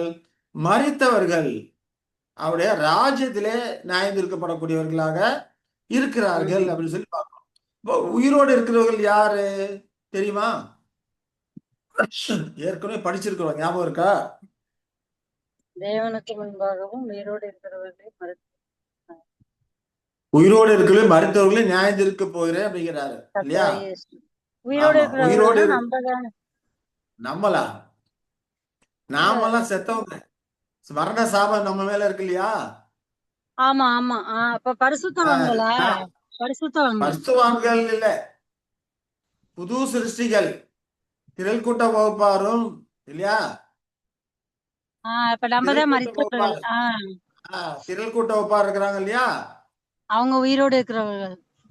அவங்க உயிரோடு, அவங்க எல்லாம் புது சிருஷ்டிகள் இல்லையா? அவங்கள்ட்ட இருக்கிறது புது சிருஷ்டி. புது சிருஷ்டிக்கு எந்த ஒரு மரண சாபமும் கிடையாது இல்லையா? கிடையாது, அதனால உயிரோடு இருப்பாங்க. அவங்களும் உயிரோடு இருக்கிறவங்க. மரண சாபம் அவங்களுக்கு கிறிஸ்துவின் பலி புண்ணியம் சாட்டப்பட்டாச்சு. ஆமா. மரண சாபம் அவங்களுக்கு எடுபட்டு போயிருச்சு. அப்ப அவர்கள்லாம் உயிரோடு இருக்கிறவங்க இல்லைங்களா? மரித்தவர்கள் அப்படிங்கிறப்போ மரண சாபத்தை பெற்ற அனைவருமே மரித்தவர்களா இருக்கிறாங்க. அப்ப இந்த உயிரோடு இருக்கிறவர்கள் யாருன்னு பார்த்தோம்னா அந்த புது சிருஷ்டியா இருக்கக்கூடியவர்கள். அடுத்ததா விழுந்து போன தூதர்கள் இல்லையா? அவர்கள் மேல எந்த மரண சாபமும் கிடையாது. ஆமா. அப்ப விழுந்து போன தூதர்கள் புது சிருஷ்டிகளா இருக்கவர்களை எப்ப நியாயந்திருக்கிறாரு? பிரசன்னமாகுதல் எபிபனி காலத்துல. அப்ப அவருடைய ராஜ்யம் பெசிலியா காலம் வரும். பெசிலியா காலத்துல இப்ப ராஜ்யத்தை ராஜ்யத்துல நியாயம் போர்க்கிறது, நியாயம் தீர்க்கிறது மரித்தவர்களுக்கு பெசிலியா காலத்துல உயிரோடு இருக்கிறவர்களுக்கு. சரிங்களா? அப்போ இந்த காலகட்டத்துலதான் அந்த பிரிவினைகள்லாம் தெரிய வருது. பெசிலியா காலத்துல அவங்களுக்கு எப்படி, பெசிலியா காலத்துல உலக மக்களை பிரிக்கும் போது ரெண்டா பிரிகிறாங்க. அந்த ரெண்டா பிரிகிற வகுப்பார் எப்படி அடையாளப்படுத்தப்பட்டிருக்கு?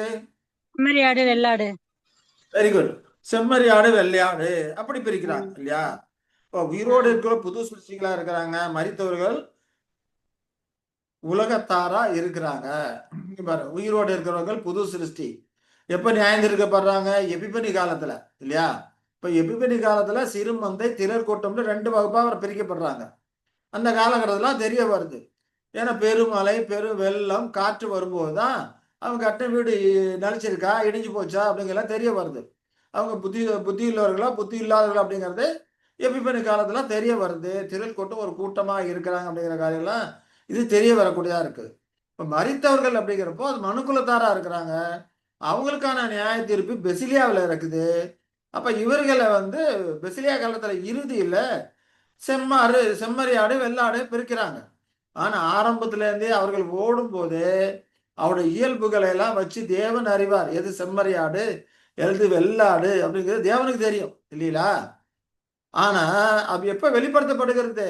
எது செம்மறியாடு வெள்ளாடுன்னு சொல்லிட்டு சாத்தான் கட்டவிழ்த்து விடப்படும் போதுதான் வெளிப்படுத்தப்படுது. செம்மறியாடு வெள்ளாடு எதுன்னு. அதே போல இங்க புது சிருஷ்டியில சிறுமந்தையா திரள் கூட்டமா அப்படிங்கிறது எப்ப வெளிப்படுத்தப்படுகிறது? எபிபனி காலத்துல வெளிப்படுத்தப்படக்கூடியதா இருக்குது. மகாபுத்திரத்தின் காலத்துல வெளிப்படுத்தக்கூடியதா இருக்குது அப்படிங்கிறது நம்ம செல்ல தெளிவாக நமக்கு இது மூலம் வரக்கூடியதா இருக்குது. அப்ப வீடு கட்டு காலம் பரோசியா காலமா இருக்குது, சோதிக்கிற காலம் எபிபனி காலமா இருக்குது. இப்ப பரோசியா காலம் மட்டும் இல்லாம அதுக்கு முன்னால இருக்கிற சுவிசேஷ யுகத்திலும் அந்த வீடு கட்டி கொண்டுதான் இருக்கிறாங்க. சரிங்களா? சுவிசேஷ யுகத்திலும் பரவசிய காலத்துல வீடு கட்டி கொண்டு இருக்கிறாங்க. சோதிக்கிற காலம் எபிபனியாக இருக்கிறது. சோதிக்கிறது மழை, வெள்ளம், பெருமழை, வெள்ளம், காற்று இதுதான் சோதிக்கக்கூடியதா இருக்குது அப்படின்னு சொல்லி நம்ம பார்க்கிறோம். சரியா? சரி, இதுல ஏதாவது கேள்வி இருக்குங்களா? புரியுதா? டயக்ராம் போட்டு காமிச்சிருக்கேன், நல்லா புரியும்னு நினைக்கிறேன். சரி, அடுத்தது மழை இல்லையா? சோதிக்கிறது என்னது? மழை. மழைங்கிறது எதை குறித்து சொல்லப்படுது அப்படின்னா தேவனோட வார்த்தையை தான் மழைன்னு சொல்லப்படுது. உபாகமம் 32:2 என்ன சொல்றாரு?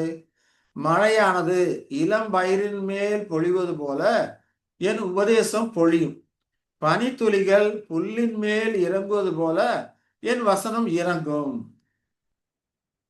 அப்போ இளம் பயிரின் மேல் மழை பொழியுது அப்படின்னா அது எப்படி இருக்கும்? ஷவர் போல இல்லையா? பனித்துளிகள் புல்லின் மேல் இறங்குது அப்படின்னா ஒரு ஷவர் போல ஒரு தூறலா இருக்கும் இல்லையா? அப்போ இளம் பயிரா இருக்கும்போது அங்க பெருமழை கிடையாது, ஷவர் போல அங்க வருது. ஏன்னா பெருமழை வந்துன்னா பயிர் சாஞ்சு போகும். இப்ப இளம் பயிர் மேல் பொழிவது பனித்துளிகள் போல ஒரு ஷவர் போல அங்க அவரோட உபதேசம் பொழியும், பனித்துளிகள் புல்லின் மேல இறங்கும் போல் என் வசனம் இறங்கும் சொல்றதை நாம பார்க்கிறோம். ஆனா சோதனை எப்போ வருது? பெருமழை அப்படிங்கிறத புரிஞ்சுக்கணும். இப்ப இந்த வசனம் எதுக்காக பார்க்கறோம்னா மழை அப்படிங்கிறது கர்த்தருடைய வார்த்தையை குறிக்கூடியதா இருக்கு. கர்த்தருடைய உபதேசம் தான் மழை போல பொழியுது. சரி, அடுத்து சங்கீதம் 72:6 பார்க்கிறோம் இல்லையா? அப்ப இந்த காரியம் பார்த்தோம்னா பாலாகாரமா கொடுக்கக்கூடியதா இருக்குது. ஏன்னா இளம் பயிரின் மேல் பொழியுது. இப்ப இளம் பயிரின் மேல் பொழியும் போது சத்தியத்துக்கு பாலாகாரம் அதை குறிக்கக்கூடியதாக அது இருக்குது அப்படிங்கிறத நாம இதன் மூலம் தெளிவடைஞ்சுக்கிறோம். அப்ப சங்கீதம் 72:6 பார்த்தோம்னா புல்லர் பொண்ட வெளியின் மேல் பெய்யும் மழையை போலவும் பூமியை நனைக்கும் தூறலை போல், இங்க அழகா சொல்றாரு ஷவர்னு. இதுல அங்க ஷவர்னு போட்டிருப்பார், தூறலை போல. அப்போ நம்ம பார்த்தோம்னா காடுகள்லாம் பார்ப்போம், புல்லெல்லாம் அறுத்துருப்பாங்க, எல்லாம் காஞ்சி போய் கிடக்கும். ஆனா லேசா ஒரு மழை பெஞ்சதுக்கு அப்புறம் பார்த்தோம்னா அடுத்த நாள் எல்லாமே முளைக்க ஆரம்பிச்சோம் இல்லையா? அது போல பூமி நாளைக்கு ஒரு தூறலை போல இறங்குவார். எது? அவருடைய வசனம். அந்த வசனமானது அவருடைய உபதேசமானது நமக்கு ஞானமாக, நீதியாக, மீட்பாக, விடுவிக்கிறவராக இருக்கக்கூடிய சத்தியம் இருக்கு இல்லையா? அந்த சத்தியம் இந்த விதமாக பொழியும் அப்படின்னு சொல்லி அங்க சொல்றத நாம பார்க்கிறோம். சரி இல்லையா? அப்ப மனுக்குலத்துக்கு சத்தியம் கொடுக்கும்போது ஆரம்பத்துல இப்படிதான் கொடுக்கிறாரு. ஆனா தேவன் வளர வைக்க அப்படி தேவன் வளர வைக்கக்கூடிய இப்படிப்பட்ட துறளை போல இருக்கக்கூடிய இந்த சத்தியமானது எப்படி அவர்களை சோதிக்குது இல்லையா அப்படிங்கிறது ஒரு கேள்வியா இருக்கும். அப்ப இந்த சத்தியம் எப்படி சோதிக்கும்? வளரதானே வைக்கும் அப்படின்னு பார்த்தோம்னா அதுக்கு தான் சங்கீதம் 55:10 எசாயா 55:10-11 படிச்சோம்னா மாரியும் உறைந்த மழையும் வானத்திலிருந்து இறங்கி அவ்விடத்துக்கு திரும்பாமல் பூமியை நனைத்து அதில் முளை கிளம்பி விளையும்படி செய்து விதைக்கிறவனுக்கு விதையையும் புசிக்கிறவனுக்கு ஆகாரத்தை கொடுக்கிறது எப்படியோ அப்படியே என் வாயிலிருந்து புறப்படும் வசனமும் இருக்கும். அது வெறுமையா என்னிடத்தில் திரும்பாமல் அது நான் விரும்புகிறதை செய்து நான் அதை அனுப்பின காரியமாகும்படி வாய்க்கும். மாரியும் உறைந்த மலைங்கிறது இதான் பெருமலை. உறைந்த மலை அப்படிங்கிறப்போ ஐஸ் கட்டியா உழுவுது இல்லையா, பொத்து பொத்துன்னு பாறாங்கல் உழுவுற மாதிரி உழுவும். யூடியூப்ல கூட நீங்க பார்த்துருக்கலாம். அப்படியே பொத்து பொத்தா பெரிய பெரிய சைஸா உழுவும். வெளியில நிற்கிற காரெல்லாம் கண்ணாடியெல்லாம் உடஞ்சி நசுங்கி அந்த அளவுக்கு பாறை பாறையா உழுவுது, பெரிய பெரிய கல்லா அந்த உறைந்த மலை உழுவுது அப்படின்னு சொல்லி பார்க்கிறோம். அப்ப இது இந்த விதமாக பெரும் மழையும் உறைந்த மழையும் வரும்போதுதான் அது அவர்களுக்கு சோதனையா இருக்குது இல்லையா. இது வெறுமையாய் அவருக்கு திரும்பாமல் அது நான் விரும்புகிறதை செய்து அனுப்பின காரியமாகும்படி வாய்க்கும் எனக்கு சொல்லுகிறதை நாம பார்க்கிறோம். அவர் நினைத்ததை செய்யக்கூடியதா இருக்கிறது. வேத வசனங்கள் அவர் நினைத்ததை செய்யக்கூடியதா இருக்குது. இருபுறம் கருக்குள்ள பட்டயமாகவும் இருக்குது அப்படிங்கிறத நம்ம வேத வசனங்கள் மூலம் பார்க்கிறோம். எபிரேயர் 4:12 படிக்கலாம். எபிரேயர் 4:12.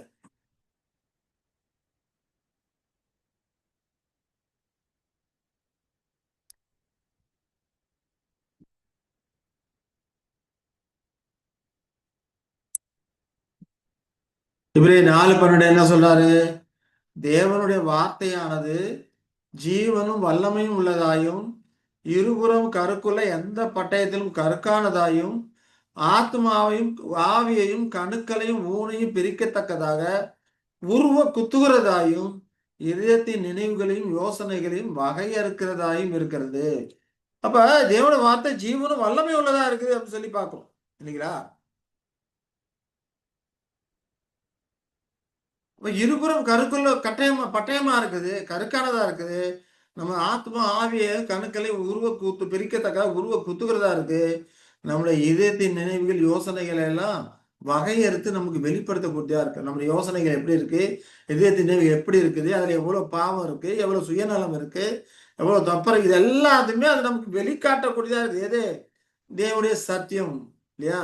அந்த சோதனை போன்ற அந்த பலமான சத்தியம் பெருமலை பெரு வெள்ளம் வரும்போது அது நம்முடைய நிலைமை எப்படி இருக்கு, நாம கட்டிருக்கிற கேரக்டர் இல்லையா, கேரக்டர் பில்டிங் ஸ்ட்ராங்கா இருக்கா பலகீனமா இருக்கா அப்படிங்கிற காரியம் எல்லாம் இது நமக்கு வெளிப்படுத்தக்கூடியதா இருக்குது அப்படின்னு சொல்லி பார்க்கணும்.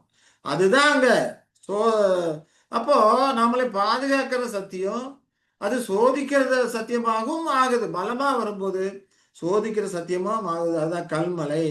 இப்ப சத்தியம் அவர் விரும்புகிறதை செய்யக்கூடிய ஒரு கருவியாகவும் இருக்குது அப்படிங்கிறத நாம பார்க்கணும். அவர் விரும்புகிறத செய்யக்கூடிய ஒரு கருவியாகவும் சத்தியம் இருக்கிறது அப்படிங்கிறத நாம இந்த வசனத்தின் மூலம் நம்ம புரிந்து கொள்கிறோம் இல்லையா.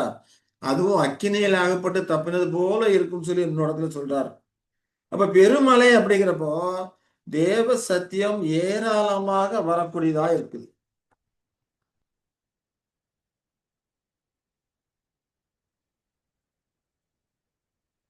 ஆசீர்வாதமாக பார்க்கிறோம் இல்லையா.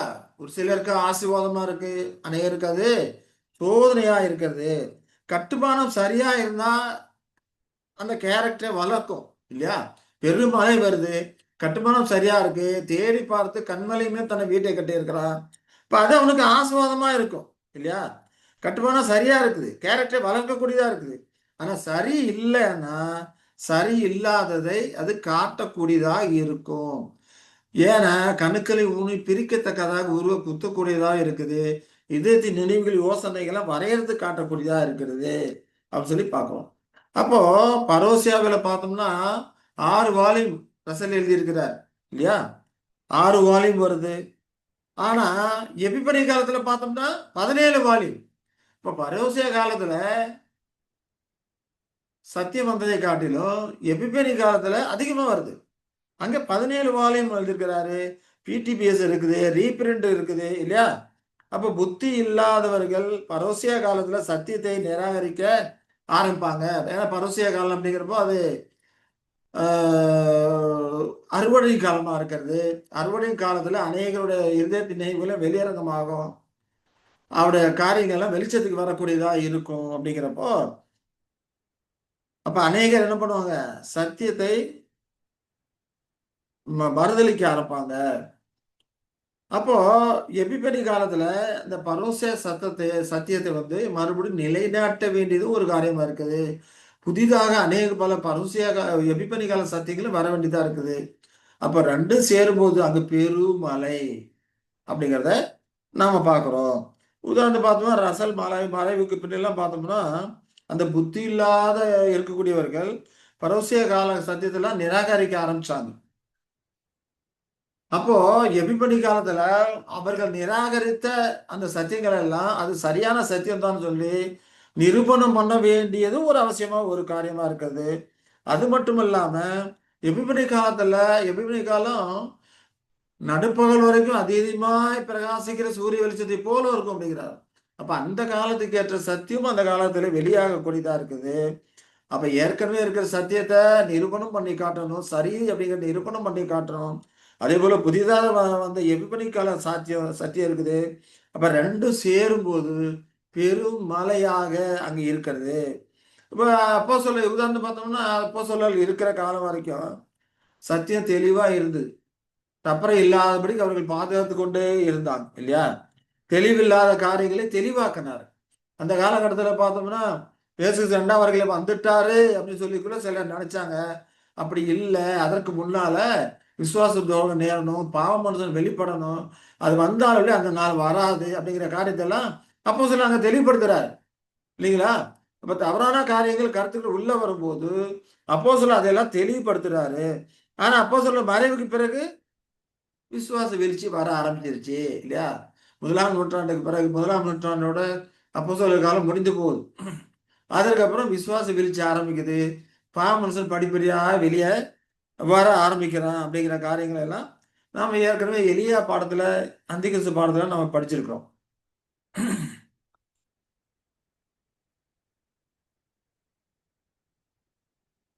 அப்ப இப்படிலாம் நிகழ்வதற்கு காரணம் என்ன அப்படின்னு பார்த்தோம்னா சுயநலம் தான்.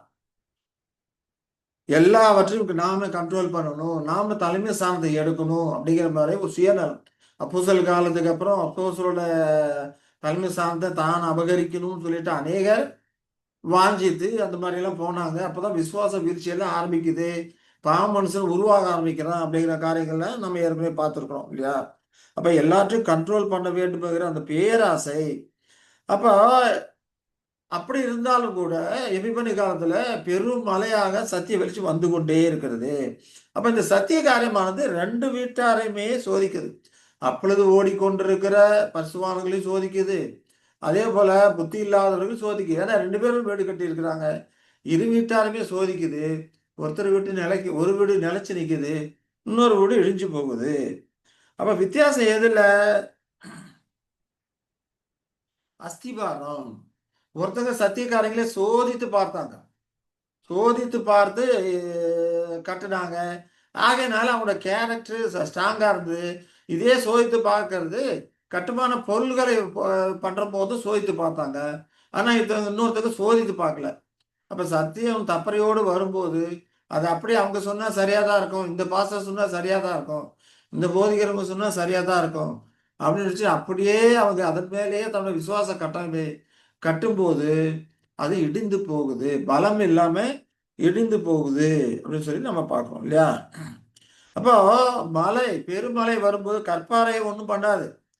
பொன் வெளி வெளியேறப்பட்ட அந்த கற்களை வைத்து பில்டிங்கை கட்டுறாங்க. அப்ப அப்படிப்பட்ட அந்த கட்டுமானம் என்ன ஆகாது? சேதமாகாது. ஆனா பெருமழை வரும்போது மண்ணை அடிச்சுட்டு போயிடும் இல்லையா? இப்போ கூட மலை பிரதேசத்துல நம்ம கேள்விப்படுறோம், மண் சரிவு ஏற்படுது, மண் சரிவு ஏற்படுது, கிராமங்களே மூழ்கி போகுது அப்படிலாம் பார்க்கணும். அப்ப என்ன அர்த்தம்? அது ஸ்ட்ராங்கா இல்லை. பெருமழை வரும்போது அரிச்சிட்டு போயிடுது. அதே போலதான் இந்த குணாம்ச கட்டமைப்பு சோதித்து கட்டல அப்படின்னா மணல் மேல கட்டின ஒரு வீடா இருக்கும், அரிச்சிட்டு போயிடும் அப்படின்னு சொல்லி நாம பார்க்கிறோம். அதே போல அவர்கள் கட்டின கட்டுமான பொருள்களும் மரம் புல்லு வைக்கோல் இல்லையா? மரம் புல்லு வைக்கோல்ல மழை பெஞ்சா என்ன ஆகும்? ஊறி போகும். ஊறி போகும், வலுவிழந்து போகும், சொத்து போகும். அப்போ அது பில்டிங் ஸ்ட்ராங்கா இருக்குமா? இடிஞ்சு போயிடும் அப்படின்னு சொல்லி நம்ம பார்க்குறோம். அப்ப இருவருமே பரோசிய சத்தியம் வந்து நிலைநாட்டுகிற சத்தியமா இருக்குது. அப்ப எபிபரி கால சத்தியமா வந்து சோதிக்கிற ஒரு சத்தியமா இருக்கிறது அப்படின்னு சொல்லி பார்க்கணும். அப்ப பரோசிய காலத்துல அந்த காலகட்டத்தில் சத்தியம் நிறைய வந்து இயேசு 2ஆம் வருகை பற்றிய காரியம் 6 வால்யூம் வந்திருக்கு இல்லைங்களா? அப்ப அந்த காலத்துல நிறைய வந்தது. ஆனா பரோசிய சத்தியத்தை ஒருத்தர் பரோசிய சத்தியத்தை இருக்க பிடித்து கொண்டிருக்கிறாரு, இன்னொருத்தர் பிடித்து கொண்டிருக்கல. அப்ப எபிபடி காலத்துல தான் அவங்களுக்கு சோதனை வருது அப்படின்னு சொல்லி பார்க்கிறோம். அப்ப உடன் ஓடிக்கொண்டிருக்க ஒரு சகோதரன், யாரு பேசுறதெல்லாம் சரியா இருக்கும்னு நினைச்சோமோ அந்த சகோதரன் தப்பறையாளர் என்று நிரூபிக்கப்படுது. எப்போ? எபிபனி காலத்துல. இப்போ உடன் ஓடிக்கொண்டிருக்க ஒரு சகோதரன் எபிபனி காலத்துல தப்பறையாளன் என்று நிரூபிக்கப்படுவதுதான் எபிபனி காலத்தை சத்தியத்தை பிடித்து கொண்டிருக்கிறவர்களுக்கான ஒரு சோதனையா இருக்கு. இப்ப அவர்கள் சத்தியத்தை சோதித்தந்து கரியாவுடைய சத்தியத்தை பிடிக்கிறதா, தனக்கு தப்பறைய போதித்த அந்த மனிதரை பிடித்து கொண்டு ஓடுறதா? இல்லை, இது அவர்களுக்கு வரக்கூடிய ஒரு சோதனையா இருக்கிறது. அப்ப அவர்களுக்கு அப்ப இப்படிப்பட்ட காலத்துலதான் தப்பறையாளர்கள் தப்பறையா இருக்கிறாங்க, அப்படி தப்பறையா உபதேசித்து கொண்டு இருக்கிறாங்க, தப்பறைக்கு செவிசாய்த்து கொண்டு இருக்கிறான் அப்படிங்கிற காரியத்தை எல்லாம் நாம அவர்களை காயப்படுத்தாது அவர்களுக்கு அதை உணர்த்தணும். ஒருத்தர் தவறு செய்யறாரு, தப்பறைக்கு போய்கொண்டிருக்கிறார் அப்படின்னா அவர்களை நோஸ்கட் பண்ணக்கூடாது, காயப்படுத்தக்கூடாது. காயப்படுத்தாதபடிக்கு அவருக்கு அதை வெளிப்படுத்தணும், எடுத்து சொல்லணும் இல்லையா? இவர்களுக்கு அதை நிரூபணம் பண்ணணும், சத்திய வசனத்தின் மூலமா நிரூபணம் பண்ணணும். அப்ப அதுக்கு எப்படி ஒரு ஞானந்திரமா செயல்படுமோ அப்படி சத்திய சகோதரர்கள் ஞானந்திரமா செயல்படும். நம்ம கூட ஓடி இருக்கிறவங்க சில தப்பறையான காரியங்களை விசுவாசித்து கொண்டிருந்தால் கூட ஞானேந்திரியமா செயல்பட்டு அவர்களை காயப்படுத்தாதபடிக்கு அவர்களுக்கு சத்தியத்தை விளங்க பண்ணக்கூடியவர்களாக நாம் இருக்கணும். ஆனா தப்பறை விடாப்பிடியாக இருக்கும்போது சில நேரங்களிலே கற்காக வெளிப்படுத்தும் போது அப்படிப்பட்ட நபருக்கு அது கஷ்டமாகத்தான் இருக்கும் இல்லையா? நியாயமாக எடுத்து சொல்லலாம், தவறை உணர்த்தலாம். இப்ப இப்படிப்பட்ட காரியங்களை கூட இயேசு கிறிஸ்து என்ன சொல்றாரு? ஒரு ஓமானமா சொல்றார். ஒருவன் உனக்கு விரோதமாக தவறு செய்தால், குற்றம் செய்தால், அவன் தனித்திருக்கும் போது அவனோடு கூட சொல்லி அதை உணர்த்து. அவன் கேட்டுக்கிட்டானா அவனை நீ ஆதாயப்படுத்தி கொண்டாய். அப்படி கேட்கலன்னா உன்னோட இன்னும் 1 2 பேரை சத்தியசபையில் கூட்டிட்டு போய் அவனுக்கு உணர்த்து. அதுலயும் கேட்கல அப்படின்னாக்க சபைக்கு அதை தெரியப்படுத்து. அதுலயும் கேட்கலன்னா அவன் உனக்கு அஞ்ஞானியை போலும் பரதேசியை போலும் இருக்க கடவன். அவனை விட்டு விட்டுரு, விளக்கிடு. அதுதான் அங்க சொல்லக்கூடிய ஒரு காரியமா அங்க இருக்கிறது. அப்ப தப்பறையில இருக்கிறாங்கன்னா அவங்களுக்கு வெளிப்படுத்தும் போதும் நம்ம இப்படிப்பட்ட காரியங்களை எல்லாம் என்ன பண்ணோம்? அதை பயன்படுத்தக்கூடியவர்களா இருக்கணும். தனித்து இருக்கும் போது அவர்களை காயப்படுத்தாதபடி சொல்லி பார்க்கணும். அப்படி இல்லைன்னா 1 2 ஆட்களோடு சேர்ந்து அவர்களுக்கு தவறான பாதை அது, தவறான உபதேசம் என்று உணர்த்தணும். எல்லாருமே சத்தியத்திலே தெளிவு கொடுத்துதான் நம்ம உணர்த்தக்கூடியவர்களாக நாம இருக்கணும் இல்லையா? அப்போ சத்தியம் அந்த காலகட்டத்தில் அதிகப்படியாக வெளிப்படுத்தும். எப்படி காலத்துல அதிகப்படியாக வெளிப்படுத்தி கொண்டே வரும்போது தப்பறையாளர்களுக்கு அது ஒரு பேர் அதிர்ச்சியா இருக்கும். தாங்கள் இதுவரைக்கும் தவறான காரியத்தில் விசுவாசி கொண்டு வந்திருக்கிறோம் அப்படிங்கிறப்ப அவர்களுக்கு பேர் அதிர்ச்சியா இருக்கும். ஏன்னா சோதனை காலத்துல அவர்கள் கற்றுனது பலவீனமா இருக்குது, இடிஞ்சு போகுது அப்படிங்கிறத பார்க்கும்போது அது அவர்களுக்கு நிச்சயமாகவே ஒரு பேர் அதிர்ச்சியாக தான் இருக்கும் இல்லையா?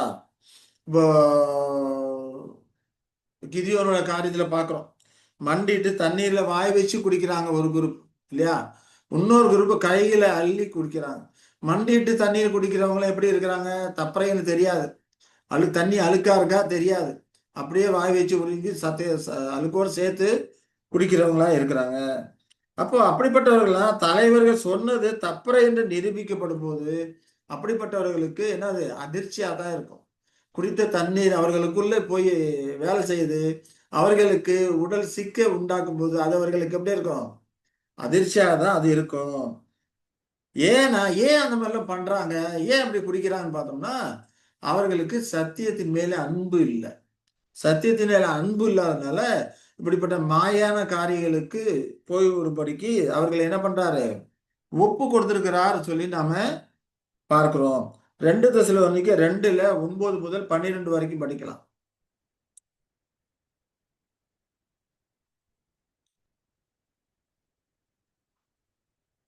2 தெசலோனிக்கேயர் 2:9 முதல் 12 வரைக்கும் என்ன பார்க்கிறோம்? அந்த அக்கிரமக்காரனுடைய வருகை சாத்தானுடைய செயலின்படி சகல வல்லமையோடும் அடையாளங்களோடும் பொய்யான அற்புதங்களோடும் கெட்டு போகிறவர்களுக்குள்ளே அநீதியினால் உண்டாகும் சகலவித வஞ்சகத்தோடும் இருக்கும். ரட்சிக்கப்படத்தக்கதாய் சத்தியத்தின் மேலுள்ள அன்பை அவர்கள் அங்கீகரியாமல் போனபடியால் அப்படி நடக்கும். இப்ப இந்த வஞ்சிக்கத்தக்க காரியங்கள் எதனால நடக்குது? ரட்சிக்கப்படத்தக்கதாய் சத்தியத்தின் மேலுள்ள அன்பை அவர்கள் அங்கீகரிக்கல. சத்தியத்தின் மேல ஒரு அன்பு இல்ல. ஆகையினால் இப்படி நடக்கும். இப்படி சத்தியத்தின் மேல அன்பு இல்லாதவர்கள் சத்தியத்தை விசுவாசியாமல் அநீதியில் பிரியப்படுகிற யாவரும் ஆக்கினைக்குள்ளாக்கப்படும்படி அவர்கள் பொய்யை விசுவாசிக்கத்தக்கதாக கொடிய வஞ்சகத்தை தேவன் அவர்களுக்கு அனுப்புவார். இல்லையா? சத்தியத்தின் மேல அன்பு இல்ல. அன்பு இல்லாதனால சத்தியத்தை விசுவாசிக்கல, அநீதியில் பிரியப்படுகிறாங்க, தப்பறையை அப்படியே ஏற்றுக்கொள்ளுகிறாங்க. ஆகினால் அவர்கள் ஆக்கினைக்குள்ளாக்கப்படும்படிக்கு பொய்யான காரியங்களை விசுவாசிக்கும்படிக்கு கொடிய வஞ்சகத்துக்குள்ள அவர் ஆட்கொடும்படிக்கு தேவன் அவர்கள் என்ன பண்றாரு, கைவிட்டுறாரு. வஞ்சகத்துல போய் சிக்கிக்கன்னு சொல்லிட்டு கைவிட்டாரு. அவர்களுக்கு கொடுக்கக்கூடிய அந்த பராமரிப்பு காரியங்கள் எல்லாம் விட்டு விடுறாரு அப்படின்னு சொல்லி நம்ம பார்ப்போம். இதெல்லாம் எதனால வருது? சத்தியத்தின் மேலுள்ள அன்பை அங்கீகரிக்கல. சத்தியத்தின் மேல அன்பு இல்ல. அன்பினால் சத்தியத்தை கை கொள்ளல. ஆகையினால்தான் அவர்களுக்கு இப்படிப்பட்ட காரியங்கள் நடக்குது. இந்த காலகட்டத்தில் அற்புதங்கள், அடையாளங்கள் இதெல்லாம் சொல்லிக் கொண்டிருக்கிறாங்களே. காரணம் என்ன? சாத்தானுடைய செயலின்படி சகல வல்லமையோடும் அடையாளங்களோடும் பொய்யான அற்புதங்களோடும், இல்லையா, கெட்டு போகிறவர்களுக்குள்ளே அநீதியினால் உண்டான சகலவித வஞ்சகத்தோடு இருக்கும். இதெல்லாம் சகல வஞ்சகத்தோட கெட்டு போகிறவர்களுக்குள்ள நடக்கிற ஒரு காரியமா இருக்குது. அப்படிலாம் நடக்க அந்த வஞ்சகத்துக்கெல்லாம் தேவன் விட்டுறாரு அப்படின்னா அதுக்கு காரணம் சத்தியத்தின் மேலுள்ள அன்பை அவர்கள் அங்கீகரிக்கல. சத்தியத்தின் மேல அவர்களுக்கு அன்பு இல்லை. சத்தியம் தேவன் அன்புன்னு இவர்கள் கொடுக்கிற சத்தியத்தை இவர்கள் அங்கீகரிக்கல. பொய்யான கதைகளையும் கட்டுக்கதைகளையும் இவர்கள் ஏற்றுக்கொண்டு அதை நம்பக்கூடியவர்களாக இருக்கிறார்கள் ஒழிய தேவன் அன்பாக இவர்கள் கொடுக்கிற சத்தியத்தை ஏற்றுக்கொள்ளல. அந்த சத்தியத்தின் மேல இவர்களுக்கு அன்பு இல்லை. ஆகையினால இப்படி வஞ்சகத்துக்கு ஆட்பட்டு போய்விடுகிறார்கள் என்பதை நாம பார்க்கிறோம். அப்ப இவர்கள் என்ன பண்ணல? கை பிரயாசத்தை பயன்படுத்தல, கையை உபயோகிக்கவில்லை.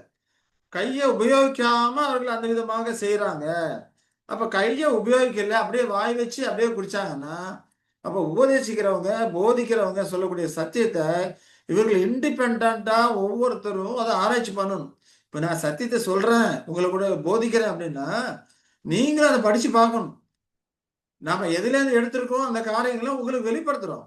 இப்ப நீங்களும் அதை படிச்சு பார்க்கணும். இண்டிபெண்டா நீங்க அதை சோதித்து பார்க்கணும்.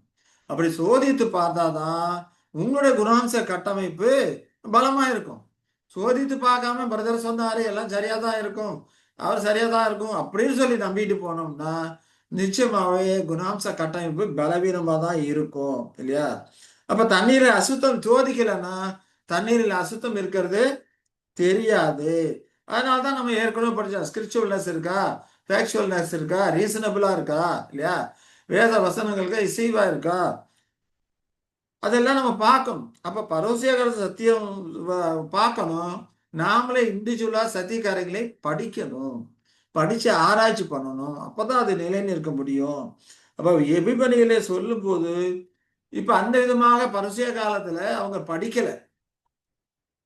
அவங்க படிக்காதனால்தான் அநேகர் விழுந்து போறாங்க.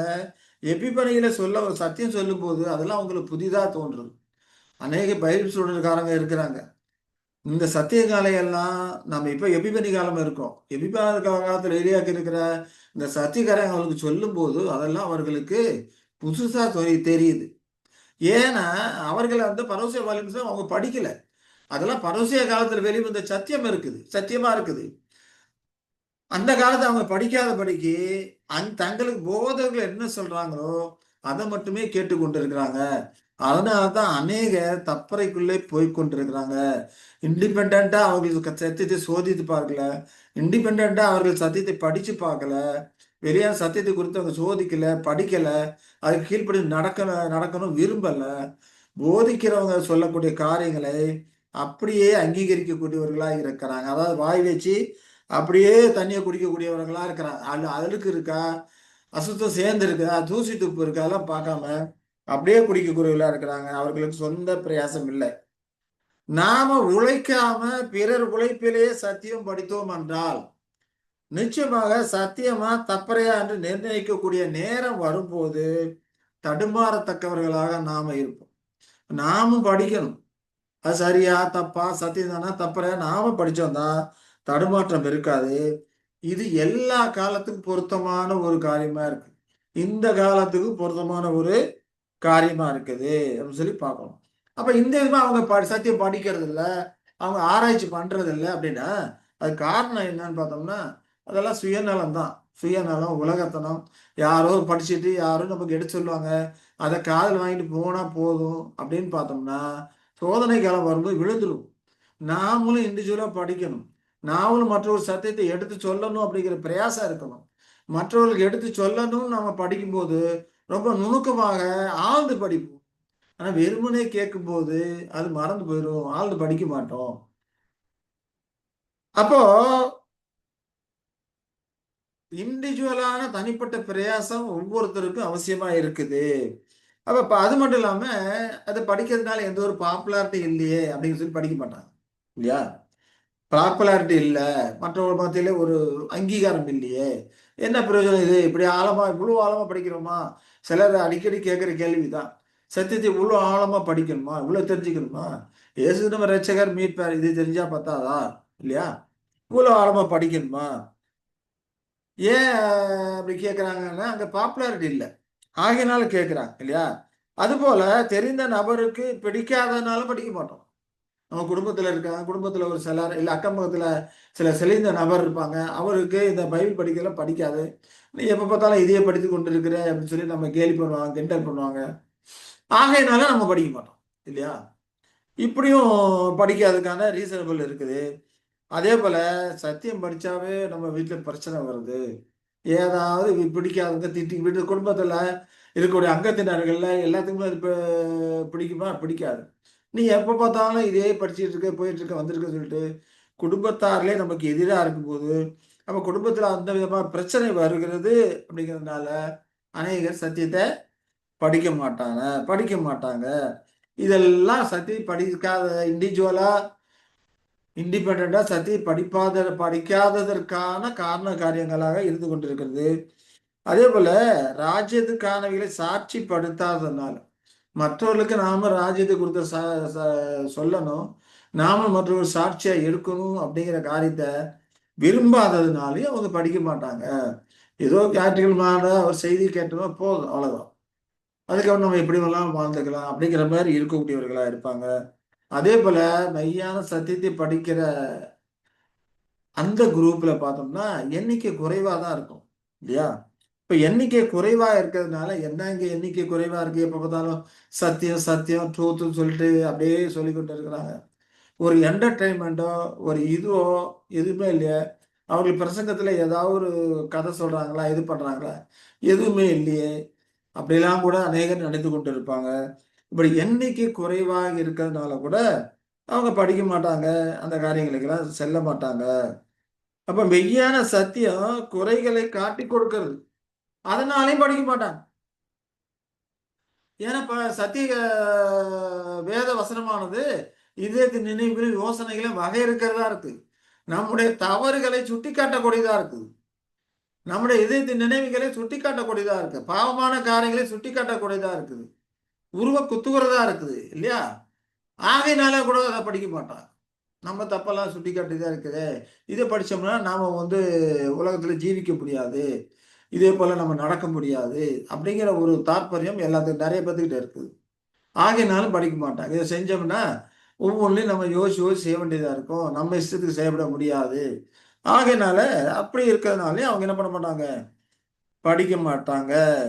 இப்ப குணாம்சம் இப்படிலாம் இருக்கும்போது குணாம்ச கட்டுமானத்துல இருக்கக்கூடிய விரிசல்கள் எல்லாம் அது காட்டும்.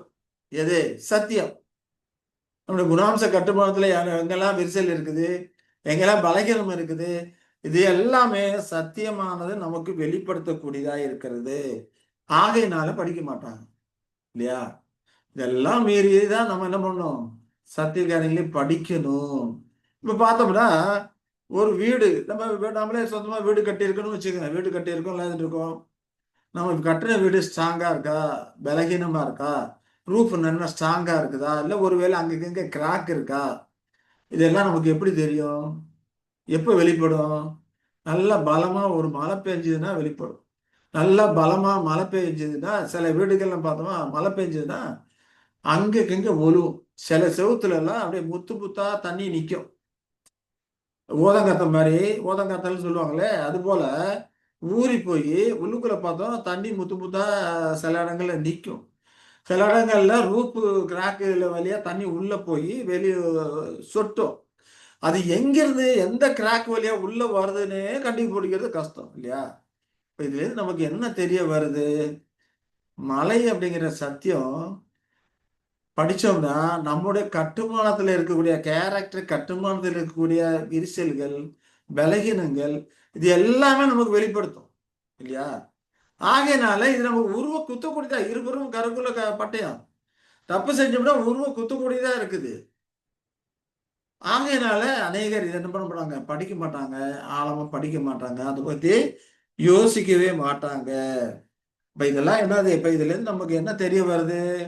இந்த பெருமழை, வெள்ளம், காற்றெல்லாம் சோதிக்கும் போது நம்மளோட குணாம்ச கட்டுமானம் பலமா இருக்கா, பலவீனமா இருக்கா அப்படிங்கிற காரியம் எல்லாம் நமக்கு தெரிய வரக்கூடிய இருக்குது அப்படின்னு சொல்லி பார்க்கிறோம். சரி, இப்போ எலியா எலிசா இல்லையா பார்க்கிறோம். எலியா சிறுமந்தை வகுப்பார், அனுஷயத்தில் ஓடிய சிறுமந்தை வகுப்பார் அடையாளமா இருக்கிறாங்க. சிறுமந்தை வகுப்பார் புத்தி உள்ளவர்களாக இருக்கிறாங்க இல்லைங்களா? குணாம்ச கட்டமைப்பை சோதித்து போக சரியா கட்டணங்களா அவங்களாம் புத்தி உள்ளவர்களா இருக்கிறாங்க அப்படின்னு சொல்லி நம்ம பார்க்குறோம். அப்ப எலியா கூட ஒரு எலிசா ஒருத்தர் இருக்கிறார் இல்லையா, அவருக்கு அசிஸ்டண்டா. அப்ப ரெண்டு பேரும் சேர்ந்தே தான் போயிட்டு வந்துட்டு இருக்கிறாங்க. சேர்ந்து இருக்கிற வரைக்கும் அந்த ரெண்டு பேரும் ஒரே குரூப் தான் அப்படின்ற மாதிரி தான் தெரிஞ்சுது இல்லையா? அப்ப எலியா எலிசா வெவ்வேறு வகுப்பார் என்று சொல்வது அந்த காலகட்டத்தில் ஒரு சோதனையாக தான் இருந்தது. அப்ப அதுக்கப்புறம் பார்த்தோம்னா அழைப்பு குறித்த காரியங்கள், கொலித்தல் குறித்த காரியங்கள், வெட்டு ஆயுதம், இப்படி அநேக பல சத்தியங்கள் பரவசிய காலத்துல வெளிவர ஆரம்பிச்சது. அப்ப இதை கேட்கறதே கூட சோதனையா இருக்கும். அநேக சமயத்தில் பயம் வரும். அப்ப இவங்களுக்கு இவ்வளவு காரியம் இருக்கு, நாமளாலாம் நிலைச்சு நிற்க முடியுமா அப்படிங்கிற சில பயமெல்லாம் வரும். அதே போல அறுவடை காலம், போக்காடு குறித்த காரியங்கள், பொல்லாத ஊழியக்காரன் குறித்த சத்தியங்கள், இதெல்லாமே எபிபனி காலத்துல அப்படியே படிப்படியா வெளியாக ஆரம்பிக்குது. அதே போல புரட்சி, அராஜகம், கிதியனை குறித்த அந்த டைப் அண்ட் ஆடி டைப் காரியங்கள் இல்லையா? இதெல்லாம் பார்க்கும்போது அநேக சத்தியங்கள் பரவசிய காலத்துக்கு அப்புறம் வெளிவர ஆரம்பிக்குது. எபிபனி காலத்துல அதிகமாக வெளிய ஆரம்பிச்சு. பரவசிய காலத்துல அந்த காலத்துக்குரிய சத்தியம், அறுவடை காலத்துக்குரிய சத்தியம் வந்தது. கொலித்தல் பண்றதுக்கான சத்திய காரியங்கள் அந்த இடத்துல வந்தது. அப்ப அங்க ஒரு பிரிவினைகள் ஏற்பட ஆரம்பிச்சது. ஆனா எபிபனி காலத்துல இன்னும் அதிகமான சத்தியங்கள், பெருமழை அங்க வந்ததுனால அங்க பிரிவினைகள் தெளிவாக தெரிய ஆரம்பிச்சது அப்படின்னு சொல்லி பார்க்குறோம். அப்போ உண்மைத்துவம் உள்ளவர்கள், அப்போ குறிப்பிட்ட உண்மைத்துவம் இல்லாதவர்கள், இப்படியே பல வகுப்பார் அங்க தெரிய ஆரம்பிக்குதுன்னு சொல்லி பார்க்குறோம். அப்ப சத்தியம் அதிகமா வர வர அங்க சோதனையாக இருக்குது. மலை இல்லையா? பெருமலைங்கிறது சோதனையா இருக்குது அப்படின்னு சொல்லி பார்க்குறோம். இப்ப பரமழைப்பு முடிஞ்சு போச்சு அப்படின்னு சொல்றது இபிபின் காலத்துல ஒரு பெரிய சோதனையா இருக்கு இல்லையா? ரசலின் காலத்துல பார்த்தோம்னா 1916க்கு பின்பு இதெல்லாம் நீடிப்பது போல தோன்றுகிறது அப்படின்னு சொல்லி அவர் சொல்றாரு. ஏன்னா அப்படிப்பட்ட காரியங்கள் தேவனும் அனுமதிக்கப்பட்டிருக்கு. ஆனா அதுக்கப்புறம் அந்த காரியங்களும் முடிவு பெற்றது, முற்று பெற்றது அப்படிங்கிறது தெளிவா தெரியும் போது, நிறைய பேர் சத்தியத்துக்கு தெரியும் போது அவர்களுக்கு அதெல்லாம் சோதனையா வருகிறது இல்லையா? அப்ப எபிபனி காலத்துல லோத்து வகுப்பு, இவர்களெல்லாம் லோத்து வகுப்பார், புத்தி இல்லாதவர்கள் இருக்கிறாங்க, லோத்து வகுப்பார் என்று எபிபனி காலத்துல அதெல்லாம் தெரிய வருகிறது. இப்ப அறுவடை காலம், பரிசேய காலத்துல அறுவடை காலம் அப்படிங்கிறப்போ பாபிலோன் விட்டு வெளியே வருவதே அது அறுவடை தான் அப்படிங்கிற காரியம் எல்லாம் புரிய வருது. இல்லைங்களா? அப்போ புத்தி உள்ளவர்களுக்கு இந்த காரியங்கள்லாம் கேள்விப்படும் போது அதாவது இது அதிர்ச்சியாக தான் இருக்குது. ஆனாலும் கூட அவர்கள் விழல. ஏன்னா அவர்கள் சத்தியத்தை சோதித்தாங்க. இந்த மாதிரியான அவர்கள் சத்தியத்தை சோதித்து பார்த்து ஏற்றுக்கொண்டதுனால, கற்பாறையின் மேல் தங்கள் பில்டிங்கை கட்டியிருக்கறனால, அப்படிப்பட்ட சோதனைகள்ல அவர்கள் விழல. அவர்களுடைய கட்டுமானம் பலமா இருக்கிறது. ஆனா புத்தி இல்லாதவர்கள் என்ன பண்ண ஆரம்பிச்சாங்க? பரம அழைப்பின் எண்ணிக்கையை கூட்ட ஆரம்பிச்சாங்க. தப்பறை உள்ள கொண்டு வர ஆரம்பிச்சாங்க. 1,44,000 பேர் தான் பரம அழைப்புக்குள்ள போறவங்க.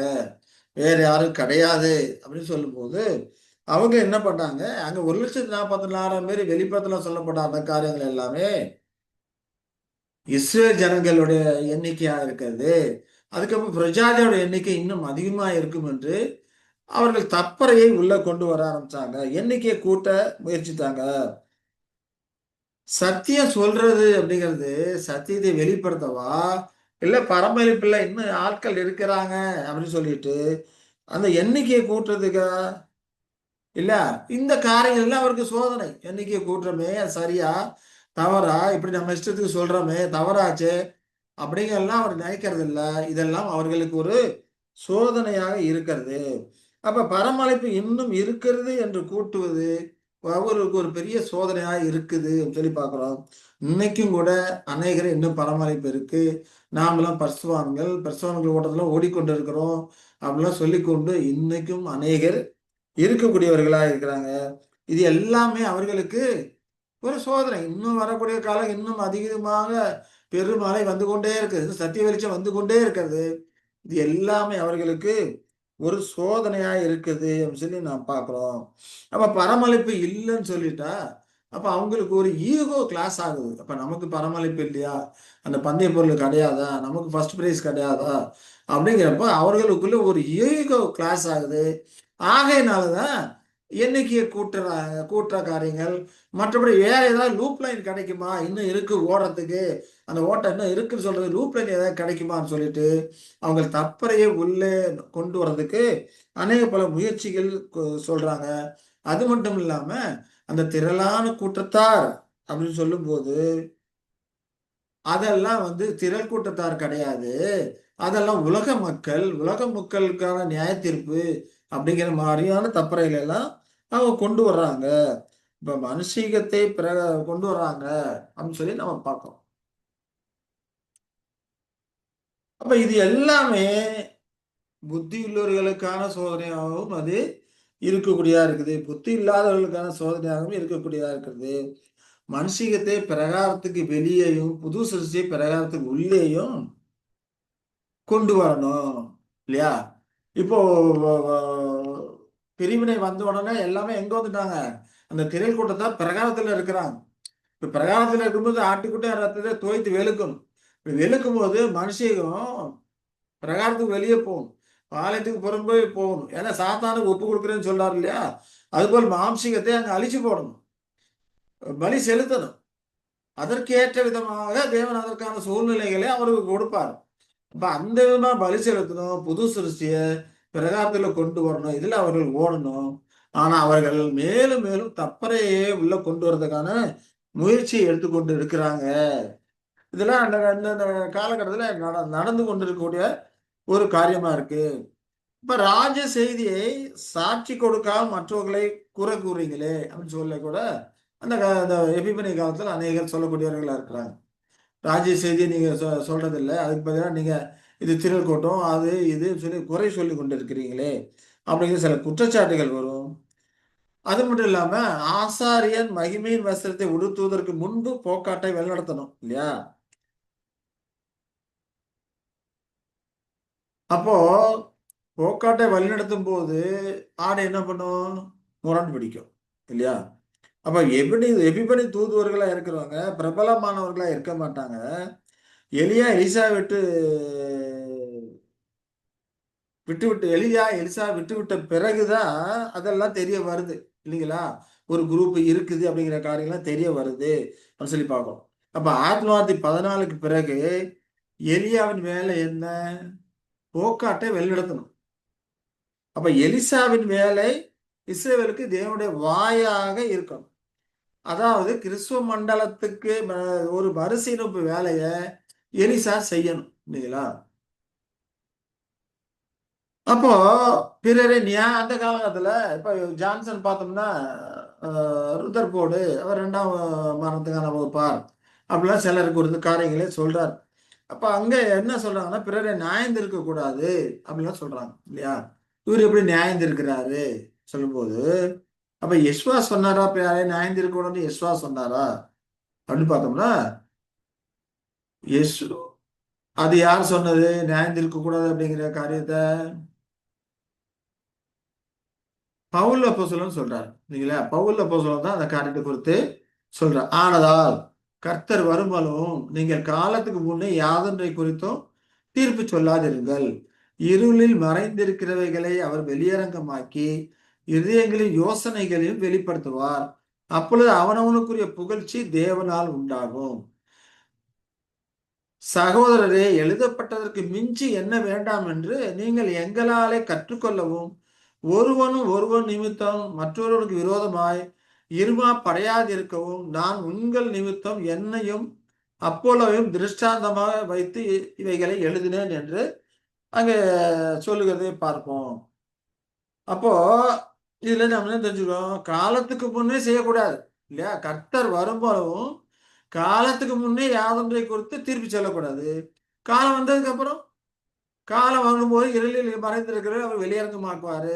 இது யோசனைகளை வெளிப்படுத்துவாரு இல்லையா? இப்ப அந்த காலகட்டத்துல வெட்ட வெளிச்சமா தெரியுமே. இது எபிப்பனி காலமா இருக்கிறதுனால யார் யார் எப்படிப்பட்டவர்கள் இருக்கிறாங்கிறது வெட்ட வெளிச்சமா தெரியுது. ஆனாலும் நியாயம் தீர்க்கிறது நம்முடைய காரியம் அல்ல, கிறிஸ்துவோடைய காரியமா இருக்கிறது இல்லையா? உயிரோடு இருப்பவர்களை எபிபனி காலத்திலையும் உயிரோடு இருப்பவர்களை எபிபனி காலத்திலையும் மரித்தவர்களை பெசிலிய காலத்துல நியாயம் தீர்ப்பார் என்று நம்ம ஏற்கனவே நம்ம படிச்சிருக்கிறோம். இப்ப நியாயம் தீர்ப்பது யெசுவாவின் வேலை. அவர் நியாயம் தீர்த்த காரியத்தை வெளிப்படுத்துவது இவர்களது வேலையா இருக்கிறது அப்படிங்கிறத பார்க்கிறோம். இப்ப புத்தி இல்லாதவர்கள் நிரூபிக்கப்படும் போது அதிலிருந்து தப்பிக்க ஏற்றுக்கொண்ட சத்தியத்தையும் அவர்கள் நிராகரிக்கக்கூடியவர்களா இருப்பாங்க. அதுதான் கட்டுமான விரிசல்களை வெளிப்படுத்தி காட்டக்கூடியதா இருக்குது. பெருமழை வரும்போது அவர் குணாம்சத்தில் இருக்கக்கூடிய விரிசல்களை வெளிப்படுத்தி காண்பிக்கக்கூடியதா இருக்கிறது. ஏற்கனவே ஒரு சத்தியத்தை ஏற்றுக்கொண்டு இருப்பாங்க, அதெல்லாம் நிராகரிக்கக்கூடியவர்களா இருக்கிறாங்க. ஒரு சில இந்த காலகட்டத்திலே ஒரு சில சகோதரர்கள் இருக்கிறாங்க, ஏற்கனவே ஏற்றுக்கொண்ட சத்தியத்தை நிராகரிக்கிற சில ஆட்களை எனக்கு தெரியும். அவர்கள் அந்த விதமாக போனதை குறித்து ரொம்ப ஆச்சரியமா இருக்கு. இன்னும் சொல்ல போனா எனக்கும் ஒரு காலத்துல சத்தியம் சொன்னவர்கள் ஏற்கனவே ஏற்றுக்கொண்ட சத்தியத்தை இந்த காலகட்டத்துல நிராகரிக்கக்கூடியவர்களாக அவர் இருக்கிறாங்க.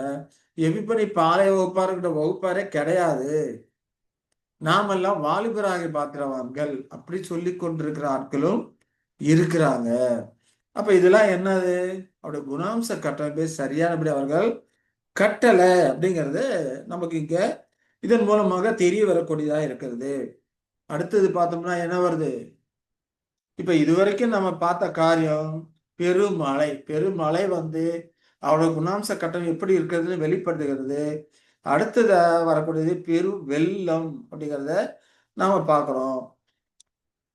இந்த பெரு வெள்ளம் அப்படிங்கிற காரியத்தை குறித்து மணியாச்சு. நாம வேணா நாம அடுத்த வாரம் இந்த காரியங்களை குறித்து நாம தொடரலாம். அடுத்து பெரு வெள்ளம் இருக்கிறது, அப்புறம் காற்று இருக்கக்கூடிய காரியமா இருக்குது. இதுக்கான காரியங்களை நாம கர்த்தர் சித்தமான அடுத்த வாரம் அடுத்த பாகத்திலே நாம இதை குறித்து நாம பார்க்கலாம். இப்ப இதுல பார்த்த வரைக்கும் ஏதாவது கேள்விகள் இருக்குங்களா?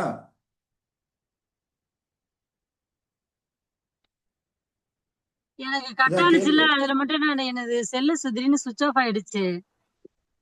அது அப்படியே நான் என்னது? கிளாஸ்ல கேட்டுக்கிட்டேன். இல்லைங்க பிரதர், எனக்கு திடீர்னு செல்லு சுவிட்ச் ஆஃப் ஆயிடுச்சு. ஒரு சரி. 10 நிமிஷம் சரி, அதை நான் அப்படியே கிளாஸ்ல போட்டு கேட்டுக்கிறேன். சரி, அதை வீடியோ அனுப்புறோம்ல, அதுல போட்டு அதான் கேளுங்க. சரி சரி. சரி. கேள்வி ஒண்ணும் இல்லை, இதில் முடித்துக் கொள்ளலாம். அன்பின் தேவன் தாமே நம்மை ஆசீர்வதித்து வழிநடத்துவாராக. ஆமென்.